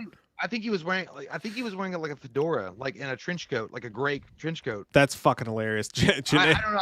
Maybe I'm imagining that. Like, that would have, if I were to, I'm like, hey man, can you show up in a weird like green and red sweater? And like be like asking for like a pack of cigarettes. A little too on the nose there. Yeah, but I think he showed up in a fedora. I don't know, but yeah, it was cool, man. It was really cool. Janae said Wes says that he had some bourbon in the back of the car. That was my favorite. Like, she clearly is not into him, and he's like, I got some bourbon in the back of the car. He's like, wait a minute, aren't you Wes Craven? I mean, you could have said vodka. I'd already be in your back seat. And then he's like, I guess I'll see you later. I'll see you around. And then when he drives off, he just stares at her. And another Halloween tie-in, dude. The guy that shows up after him is just like a sort of handsome younger guy who shows up in his nice car. And then she's like all nice to him and kind of flirty with him. And he's like, hey, there's a bar. If you're ever there, maybe I could, buy a game of pool. You know who that fucking guy was, dude? No. That was Laurie Strode. Yeah. That was Laurie Strode's boyfriend in H2O. Oh. I'm 90% sure it is, at least. I didn't look it up. Okay. I was thinking that the guy that shows up and said he was taking classes at the College of Haddonfield. That's the guy from American Werewolf in London. That's the guy I'm talking about. Hang on, I gotta look it up now because the other guy I noticed was American Werewolf in London. The one that Let's see. Maybe he was in that too. No. Yeah, I think you're right. I think he was. Let me look here. It was. Of course, he's not going to be on the first page. But, like, guys, just listen to this. List of people that are on here: John Carpenter, Tom Arnold, Toby Hooper, Robert Carradine, Alex Thatcher, Peter Jason, Wes Craven, Sam Raimi, Stacy Keach. The cast in this movie is fucking insane. And then finally, Greg Nicotero's in there. Roger Corman's in there. The guy that said he forgot his credit card at the end of the episode is the guy from American Werewolf in London. Okay, that's the guy I'm also thinking is from H2O. He was from American Werewolf in London. We could have been from both. I don't know if he was in it Halloween 4. I swear to God, that was him, dude. That had to be him. That had to be him. I gotta know.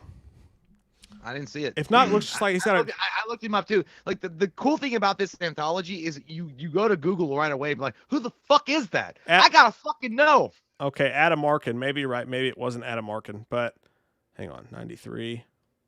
I'm gonna be pissed if it wasn't him because I was fucking certain it was him, dude. No, it's not him. I thought he Fuck. might be from Enfield. Yeah, it's not him. Fuck! That dude, it looks just fucking like him. I He know, even has the but- same like fucking cool personality. God Well, damn it! That's the thing about this movie, man. Like, it makes you go to Google and you gotta fact check shit. But that guy was from American Werewolf in London, which is still cool that they had him in the movie. Yeah. Fuck, it looks just like fucking Adam Arkin, though. God damn it, that fucking pisses me off. Anyways, he was cool in the fucking thing. And then basically what happens is, we'll leave a little bit to you guys who haven't seen it. A slasher movie takes place in a short amount of time while she's stuck in this little booth. And it's really fucking well done, man. You know what? It's kind of like a phone booth and ATM, but back in the early 90s. And you know what the weird thing was about this film is I thought this was made for TV, but there's a lot of boobies and a pretty good amount of gore. And I'm like, no, it's not made for TV. But I went on Google and I was looking up body bags, but it was like saying made for TV anthology. And I was like, okay, well, did they make it for TV and then they just edited out a lot of shit? I don't know. I mean, the only boobies that were in it was the dead chick's boobies. So it's a hilarious scene. Well, I mean, but there are still tits in it. So, I mean, and then the gore. Yeah, know. the gore was up there for sure. Yeah, there's no way that could have gone straight on TV. You're right. But that scene was funny because John Carpenter's pulling out people from the morgue to see what story he wants to tell next. And he pulls out this one and her tits get stuck in the drawer. And he pulls them out. He's like, those are nice. We should recycle. He's like, they made this before breast implants were a thing. he goes to put her back in and her tits keep stopping her from going in. That's the kind of funny ass fucking humor that's in this thing. I swear to God, dude, if you look at John Carpenter though, as he's playing this dude, 100 goddamn %, look at him and then watch a Ted Nugent interview with anybody and tell me it's not the same fucking guy. Or Iggy Pop and Ted Nugent fucked and had a kid. I can see that shit, dude. Mr. Blaze says it was for HBO. Braxton says Showtime. So it was a made-for-TV movie, but it was made for a premium network. It was more adult. Yeah, it was more adult. And it would have fit perfect with Tales from the Crypt and shit like that on those networks. That makes sense. Church says, so I missed the info. Sorry. When are you guys posting the unboxing video? Sorry. Curious how bad you giggle, Jay. Sorry I made fun of you so hard. Church, that is going to come. I don't know when it'll be on the channel, but I'm going to put it up early on the Patreon this week. So it will be early on the Patreon this week, and then it'll be on the channel soon after that. I don't. You didn't make fun of me, Church. I mean, that was just pillow talk, baby. It didn't. Don't you worry about it. Okay, and Button Smash says it was made. Body Bags was made for Showtime. So that was the first episode, and then we go back to some fun John Carpenter shenanigans, and then the second part of it, it's a 3-parter anthology, is the hair one, and this stars the dude Titus's dad, the guy that was always giving Titus shit, and fucking love that guy, man. Yeah, awesome great. actor. Love him. Since I have it pulled up, anyways. Stacy Keach. Stacy Keach was his name. Super awesome actor. Yeah, really good guy. A really good actor, underrated actor too. I've seen him in a bunch of shit. He's the kind of guy that you see in a really big movies or movies that you think are great. Yep. And he has like that one, like, he's got like a Bill Paxton role. And you're like, oh, that guy was fucking awesome, but you can never remember his name. And I don't mean no disrespect to him or anything like that, but that's kind of what he is. But I was like, he's fucking great. Like, he's a great actor. Like, you know, like I feel like Bill Paxton could have been really good in one of these anthology series. Yeah, dude, he would have fit in perfectly with it. And the thing about Stacy Keach's character in this dude kind of reminded me of Chalice a little bit. Like, he has that Dr. Chalice vibe. Imagine, dude, how fucking wild that would have been if they got Tom Atkins to play his role. I'm not even saying I would want him to because Stacy Keach was so good and you don't see Stacy Keach enough, but he was a man's man.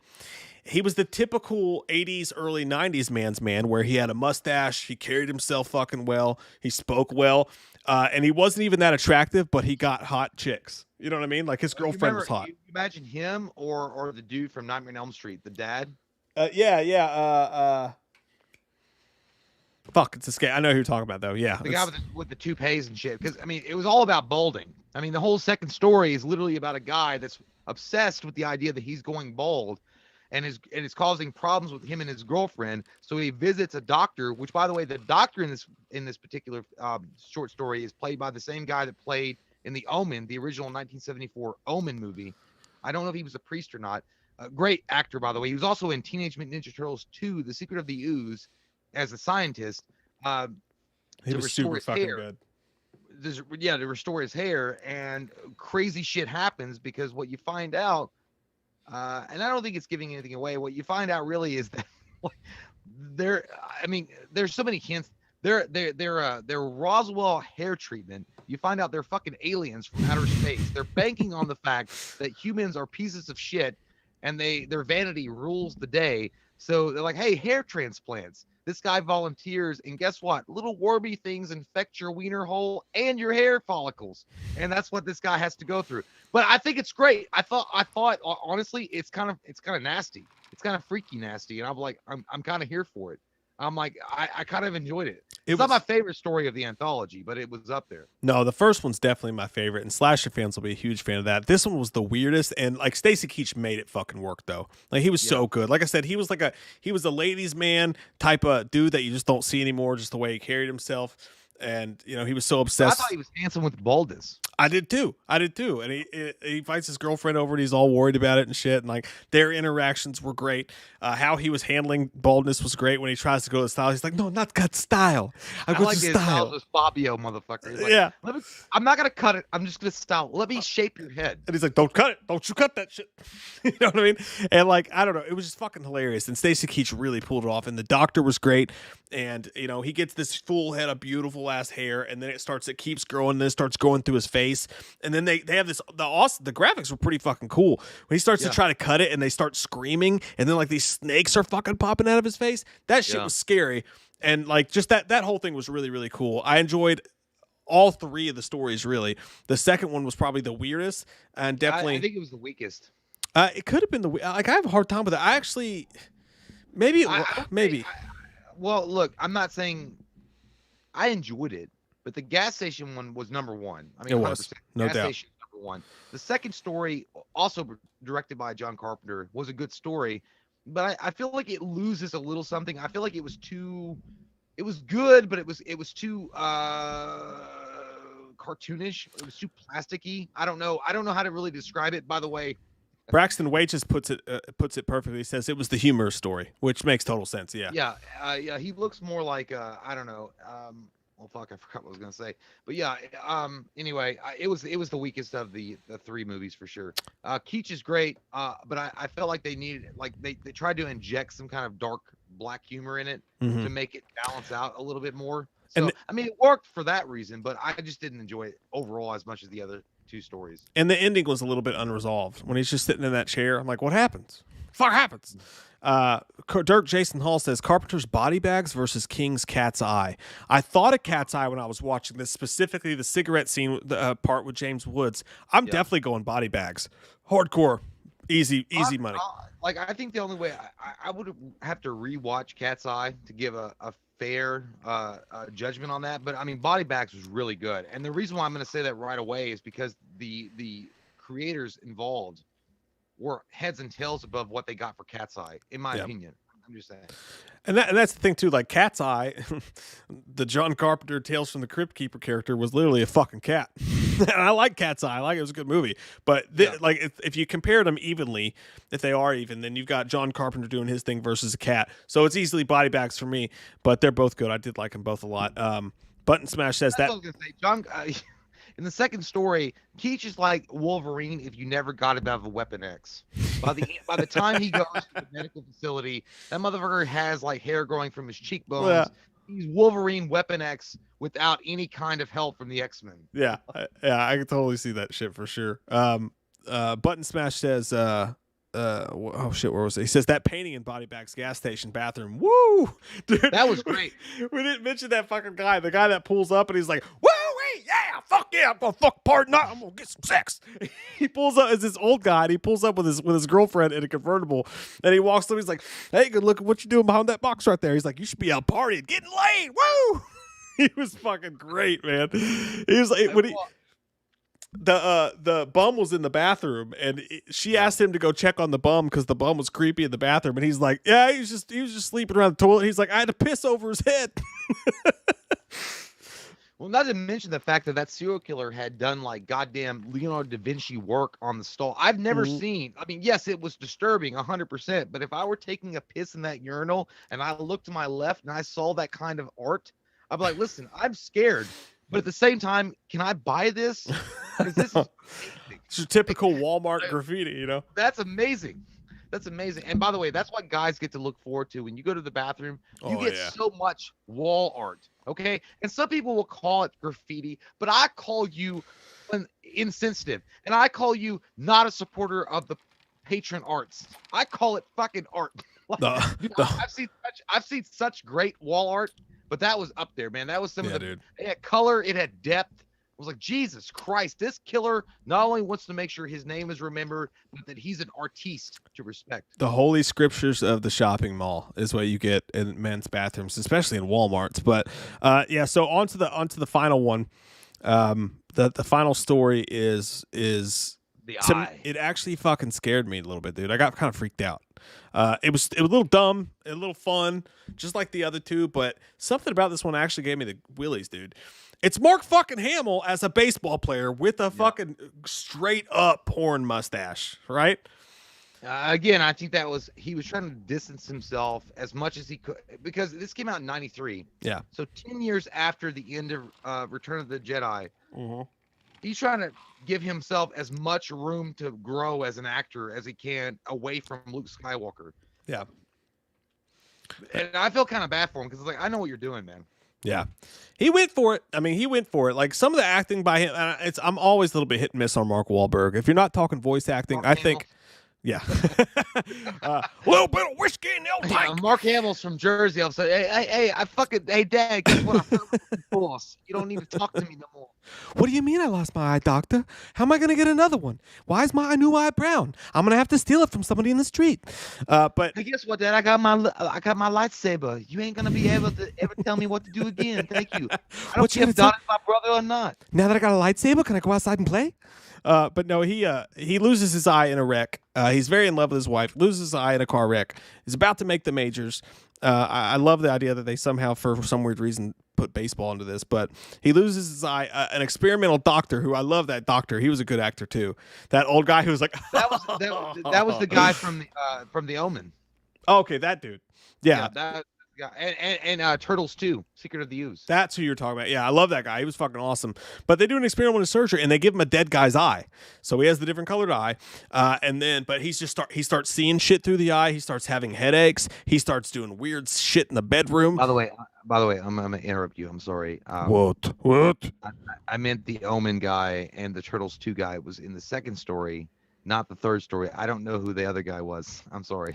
Well, he was actually in the second or actually in the third? No, he was not in the third story at all. It was a different guy. Oh, okay. I see what you're saying. Yeah, I'm sorry, because I know it's like, what the fuck was this guy snorting up his butthole? That's okay. I fucked up the Alan Arkin guy, so we're good. I know. I'm sorry. It's not that guy. It's a completely different guy that gives him the eye in the third episode. Yeah. Okay. Either way, I love that guy. He looked like a skinny Dave Thomas. It's like he's a face you've seen in other movies before, and this movie's it's fucking filled with them guys that you don't know who exactly they are, but you're like, I fucking know that guy. Anyways, he goes home. He starts seeing weird, crazy shit, and he starts going buku crazy on his wife. Kind of a Stir of Echoes thing, but they're both hardcore Christians, and he keeps going back to the Bible, but he's also seeing dead people, and he's also doing weird, fuck shit, dumb shit. And then in the end, when Mark Hamill finally loses it, and then he's having sex with his wife, and he starts biting her and shit like that when the eye takes over, because the eye belonged to a serial killer, they find out. That scene, oh my God. You saw cock and balls, dude. You know what's weird? I thought the story was great. I thought it was out there. It was strange. And I was into it. But it was really hard for me to wrap my brain around that I just saw Luke Skywalker's cock and balls lightsaber deep in a chick on the bed and then biting her with Yoda force. And that was the weirdest thing, walking away from it. And I feel bad for Mark Hamill because I know that's exactly what he got. Because the entire time I'm watching it, I'm like, dude, you're just 10 years removed from Return of the Jedi. You're still looking like Luke Skywalker walking out of Jabba's palace, and you're trying to fuck a girl and bite her to death. I don't like it. It's weird. But, on top of that, the story's not I saw bad. his taint, dude. I saw his balls. I saw. Let me say about his balls, dude. It's like two people mixed. Like, when you get Crayola and you get the light grays. Yeah, You dude. get the light grays and you mix them together, and then you add a little bit of black, and like it was like gray black. Like his testicle, it looked like it had died like 10 years ago when he made Return of the Jedi. But let me just like paint the scene for you guys if you didn't see it, because I was sitting here with a cold glass of whiskey in my hand, just enjoying the shit out of body bags, and then all of a sudden I was treated to a fucking eye full of goddamn Mark Hamill's nutsack. It's Luke Skywalker's cock balls. I fucking couldn't believe it, man. He was inside of her, dude. Like I swear to God, like I didn't pause it because the Xbox remote was too far away. I'm pretty sure, like. So he's on top of her, and the eye takes over, and he starts going fucking crazy on her, and she's like this like sweet Christian girl. They probably never even like did it doggy style before this, and he's like going crazy, and he's going nuts. He's like and then like he accepted the Emperor Palpatine's offer. He took that shit, and then like. The way that he flops and she starts to fight him off, you can see both of their fucking buttholes, dude. Like you can see both of their. I was shocked. And then it looked like he was inside of her, dude. I'm pretty sure I saw his taint. Like I'm pretty sure I got a big gulp look at Mark Hamill's taint. You looked right into the seashell. And let me tell you something, man. I thought that kind of nudity didn't exist until today's world, when you got like shit like Spartacus on Showtime with Lucy Lawless, where you know buttholes and like butt fucking and goddamn balls from the back and a little dick hanging up the front. I thought that was like more of today's type of style. I never in my wildest dreams would have thought I would have seen Luke Skywalker putting his little lightsaber up, and I get to see all the workings of that lightsaber handle, because I saw the ridges. I saw a wizard. Ruffles having ridges. I saw a fucking graboid. I saw all sorts of shit. I'm pretty sure that you could see where Princess Leia hid the Death Star plans. Like fucking right up his asshole, dude. It looked like Admiral Akbar's face on crack. Hey, look, you know what? But it was really like you guys remember that Red Shoe Diaries back on HBO? Red Shoe Diaries with David Duchovny. Like that shit reminded me of that. Like, dude, it was like deep. Like, and the camera didn't shy away. And Toby Hooper filmed this one. Yeah. Toby Hooper filmed this particular story, and he was like, "Nah, man, listen, I filmed Texas Chainsaw Massacre. I'm gonna get right up in that asshole, and I'm gonna make a fucking zip code. Y'all gotta actually fuck. Y'all actually gotta do this scene. It's not a hot scene. It's like a scary scene." The story was great, though. The story was awesome, but it was just more disturbing me walking away. Like, that's one of my heroes, man. That's Luke Skywalker trying to fucking put his goddamn cock lightsaber forcefully into a girl, and I just saw the batteries that power his lightsaber, meaning his balls. And his ass is pretty flat. Like, I gotta be honest. Dude, like, it's flat ass. You saw so much of Mark Hamill's taint that you could tell how old he is by counting his rings. I mean, you saw a lot. I know. I like that we lost about 45 viewers. That's the usual. Well, that's fine. In that description, but yeah, that's okay. And we pleased some people. Janae said I rewatched this today to refresh my mind, and I couldn't wait to hear the commentary about the sex scene. I'm not disappointed. Did you get weird though? Did you get weird when you were watching it that like it's Mark Hamill's ass, right? It's and he's like flopping around like a dead fish out of water when she like pulls away after he bit her. But did you feel weird that you kept looking at his butthole and wondering if you could see his taint cock again? It was like watching a porn, and like you just see a bunch of just matter, just like fucking flourishing, and then it was like he had to have his butthole bleached to do that scene, dude. Like if you're gonna do a scene like that, you got to go somewhere and just hold your ankles and be like, just clean the shit, use a lightsaber. Right. And I didn't want to keep looking, but when he was like flopping around, and they pulled back on the camera, and she like jumped out from underneath of him, and she's like, "You bit me! It kept going. You bit me!" I'm looking at his ass the entire time. I'm like, "Am I gonna see your cock and balls again?" Because I know it's gonna be like, there's no black tape or like any kind of like curtain that comes down. That's what I'm saying, dude. It looked like he was inside of her and dry. Like, it didn't look like they were enjoying it. I mean, they were inside of each other in that. Like, I'm pretty sure they were fucking in that scene, bro. Look, I'm not trying to stare at investigate. Look, I'm not trying to stare at Luke Skywalker's cock and paint, but it was like out there for the world to see. So I'm like, what you packing the Darth Maul double-bladed lightsaber? You packing that basic standard shit you got on Tatooine? I'm not going back to take a deeper look at this, okay? But if someone wants to, don't post it on any of our socials because we'll get shut down. But if someone just wants to go take a darker look at this, I don't know how they weren't inside of each other, dude. I don't know how that wasn't actually an actual active sex scene taking place while we watched. It's kind of like Monster with Billy Bob Thornton and Halle Berry. Yeah. They were fucked. I know. Yeah. They fucked. Good for Billy Bob. That's documented. And they rough, really too. Yeah, Billy Bob had his old cock inside of that sexy storm vagina. And like he made his own storm. Hey man, I've been to the top of the mountain and it's good. Hey man, I'm gonna tell you what. Other than that weird scene, because you guys will be treated to that. You know what? I would say that the story is really good. The script is good. I liked it. The thing about it is, I know some people might hate me on this, but did you ever feel like Mark Hamill is not really like that good actor? Yeah, all the fucking time. I felt that way in The Last Jedi. I don't think he's a good actor. Well, I mean, I feel like he's gotten better, but I feel like in this particular movie, it was showcasing he is still young. Like I'm not very confident, which I guess is why they chose Hayden Christensen as his son, because they're both wooden actors in some way. To be fair, though, dude, his father, I mean. When he ties her hair, which that's a fucked up thing to do, by the way, he ties her hair to the table and he's like, Marcus Randall sees the fucking eye of the butt Jew. Like, he was going crazy, like the Marcus Randall shit. Like, he actually, like, that little soliloquy there, like, when he's trying to be nice, guys, like, oh, shucks, Jeannie, I just love you so much.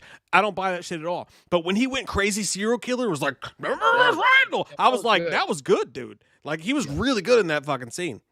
Well, like, yeah, there were like corny parts where he was like, she's like, well, maybe if you put the contact in. He's like, the kid aims to please. I was like, who are you fucking, like, are you fucking Stephen King trying to please his wife and Megan? Like, I know. Don't say that. Like, I don't know. I didn't buy, but I don't know. Maybe it's just me. I feel like Mark Hamill, he's great as Luke Skywalker. He's great as the Joker from the Batman animated series. Yeah. But as far as like a serious actor, and I mean, nothing against him, 100% nothing against him. I love Mark Hamill. I think he's a great personality and somewhat decent actor in his own right. There's just certain things he can't do. And I don't think this was his best performance just because he's not that talented of an actor. I'm sorry. I don't want to be an asshole about it, but he's not really. Yeah, no, I've been saying it for a while, man. You're not alone there. But no, the third one actually, when he's having sex with her and he starts seeing like old dead chicks and shit, I was actually getting a little freaked out. Like I actually was just sitting here like, I'm kind of scared right now. I'm a little freaked out. And then finally when he goes crazy and starts trying to kill her, he's like, I gotta finish digging your grave. Like I was like, oh shit. That was cool. Yeah, it got me a little bit. Got me a little bit. And then the ending, obviously, when I'll let you guys watch it. The ending, well, go ahead. I was just gonna say the ending. John Carpenter comes back for one final little thing at the end, and great. You will not be disappointed if you watch this movie. I promise you that. You know that was because the we're not gonna ruin it, but two of the guys that entered the scene is Tom Arnold and Toby Hooper himself. They both are morticians, I guess you would call them. They enter the scene, which is great. The thing about the eye. The one part that made me like, other than Luke Skywalker's taint, that was like, that made me like, was when he's like shutting the dirty butt. Yeah, well, actually, his butt was pretty clean. It was, I know. The when he's trying to shut the curtains or whatever, or the windows, whatever, and he looks out and he sees like a fucking girl burst out. That kind of was like, holy shit, that's kind of fucking scary. Like that's a little scary. And then when he's fucking his girl, and then all of a sudden he's fucking a corpse. I'm like, that's pretty fucked up. I don't like that. Did you And it made me laugh? think, like, hey, Mark Hamill, how bad does your wife's vagina smell? You're imagining dead people when you fuck it. Did you laugh, by the way, like after, so he's having sex with her and he starts like just pretty much raping her at that point, and it's pretty fucked up, and then he bites the shit out of her, and then she pushes him off and she stands up and she's like, you look what you did, you fucking bit me, you bit me. He looks at her and he's like, I did what? And then she goes, you bit me. And she's like, what's wrong with you? And he goes, just leave me alone. Just leave me alone. She slams the door. Like, he went immediately from like, oh my God, I fucking bit you, to like, just leave me alone. Get out of my room, Mom. Yeah. Somebody said Braxton Wages the brown eye. Like, yeah, they could have called him brown eye for all that ass action that was going on with Luke Skywalker. But yeah, dude, it was funny when she's like, look what you did. He was like, what? Like, when he was laying down face down on the covers and she pulled away from him after he'd bit her on the fucking shoulder pad. She's like, look what you did. He's like, what? Like, why are you gone? That bite looked real too, dude. Maybe the whole thing was fucking real. I don't know. Hey, man, nonetheless, that's the story. That's the story. And that's what we're going to stick with. Yeah. By the way, if for no other reason to watch this movie, meaning Body Bags, the last episode literally has Luke Skywalker's taint and balls out for the world to see. So if you've ever wondered what your favorite Jedi Master gets up to in the middle of the night in a galaxy far, far away, go ahead and do yourself a favor and check out this film, because you're going to see a whole lot of lightsaber and battery action. You do see it. You gonna get it. You are gonna get it. You are. You're gonna get it. I do appreciate and I respect that John Carpenter and Toby Hooper thought about Mark Hamill to do this. Yeah. I mean, you know, he's not a good actor. I mean, and anybody's fine. He's not. I mean, he's really not. I think they were fans of Star Wars. And we're like, yeah, you know what? Yeah, we'll throw Mark Hamill here. I want to see what a Jedi Master's ass looks like. Let me see that. We're gonna make you fuck though, Mark. We're gonna make you fuck. Dude, I give this thing an 8.5 out of 10. Loved it. Just fucking ate it up. It's one of my. It's now probably my top 5 anthologies of all time. Yeah, watch it. Yeah, watch it every Halloween. Look, not only is it not tied into fucking Halloween, it is a weird addition to Halloween that you gotta see. Wes Craven in an addition to Halloween. What? What you say about my mom and my grocery decision skills? And then just good fucking horror, man. Like, what a cast. What a fucking movie. What a fun time. What a dude Brennan is to pick this. Great fucking choice, Brennan, with the Patreon Brennan choice. knocked it out of the park. I'm going to give it an 8.5 out of 10. Very close to what Mike is putting it. That's exactly what I said. We gave it the exact same score. I thought you said 8.0. No, I said 8.5. Okay, well, 9.5 for me. Fuck you. I'm going to go an 8.5 as well. It's a great movie, a great cast, like Mike said. Awesome music, by the way. We didn't really mention about the John Carpenter inspired music in this. There was another guy that he worked on throughout the film as far as the music and the theme goes. I don't remember the guy's name, but the first episode feels so much like a Big Trouble in Little China, Escape from New York kind of feel, John Carpenter stuff. Yeah, it's great.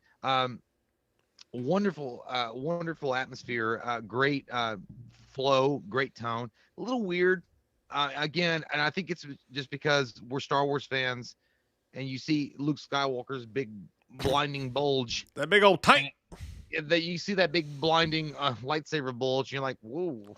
Hey, he's like, I thought you guys said I was signing up for a role in Bridge to Terabithia. They were like, no, man, it's your taint. That's the Bridge to Terabithia. It's your taint. That's your Terabithia ticket is your taint hole. But yeah, a great movie, man.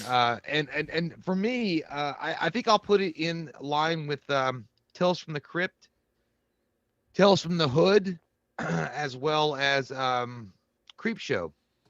Yeah. I mean, if you liked Tales from the Crypt, Tales from the Hood, Creepshow, you'll love this movie. If you guys have never seen it, that's exactly what they're going for, and they do it in a different way. It's not necessarily better than the other ones, but they do it in a different way, and you get to see all your favorite directors in one film in a lot of ways. So I got to be honest with you, man. I got to think on it. Think on your sins. I have to think on it a little bit, but this might be my favorite anthology of all time. It really might be. It really might be. I was gonna say yes, but could be. I don't know. I want to go back and revisit some of the other ones. Yeah. Creepshow is fucking classic. So Creep Show is great. Not sure says I tain't seen it, but I'm gonna. There you See what go. did there, Get you that fucking butt Get that fucker. Dirk Jackson Hall said, "Get it, boy, oh, get it, butt fucker, you. get it, damn it, take 502." Goddamn butt fucker, not sure. You are sure. You're gonna fuck that butt. Guys, tonight's been fun as fuck. But don't forget, we are coming back tomorrow night in less than 24 hours. 8 p.m. Eastern tomorrow night. We're coming back with more movie news, more good times, more hanging out, and especially Nathan Basil, the star. Can't wait to fuck that interview up.